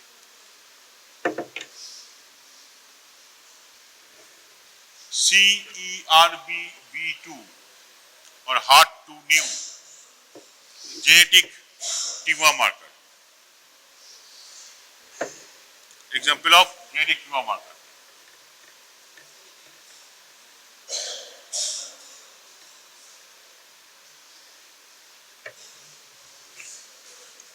Sir, পড়াবেন এগুলি।